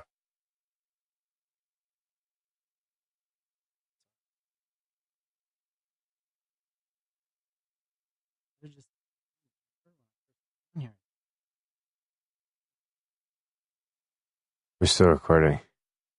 And that was our chat. That was our chat with Wayne Steiger and Steve Olson. Yeah. Yeah, that was interesting. I got to go on that website now and look for those. Yeah.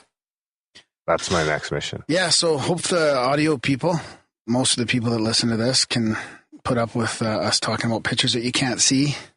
Well, everyone just needs to go to the YouTube one. So what we'll do is we'll record a video. We'll have recorded a video for the show as well. Yeah, I'll download that video, record an intro video, and we'll just direct people to the YouTube video. This one is one you should have watched. If you didn't watch the video for this one and you stuck through the whole thing, you're a real fucking trooper. Yeah, totally. Yeah, there's some interesting stuff. They're looking at all this satellite information. They see these planets and all that. I don't know. We'll see what happens. Mind you, Adam got nothing but good feedback so far on us watching cougar attacks for 15 minutes on his show. So. Yeah. Yeah, we watched YouTube on Skype during a podcast. With 3 different people. Yeah, it's a good one. Anyway, check out Grimerica.ca/support, guys, for all the different ways you can support the show. Spam Gram. Keep us ad-free. Sponsor-free, affiliate-free, bullshit-free. Yeah, connect with us on Instagram and Twitter. That's right. Send in your synchros for reports. And sign up for the newsletter, Grimerica.ca/news, and head over to Grimerica.ca/swag for all that cool stuff over there. Thanks for listening, guys, and we will see you next week.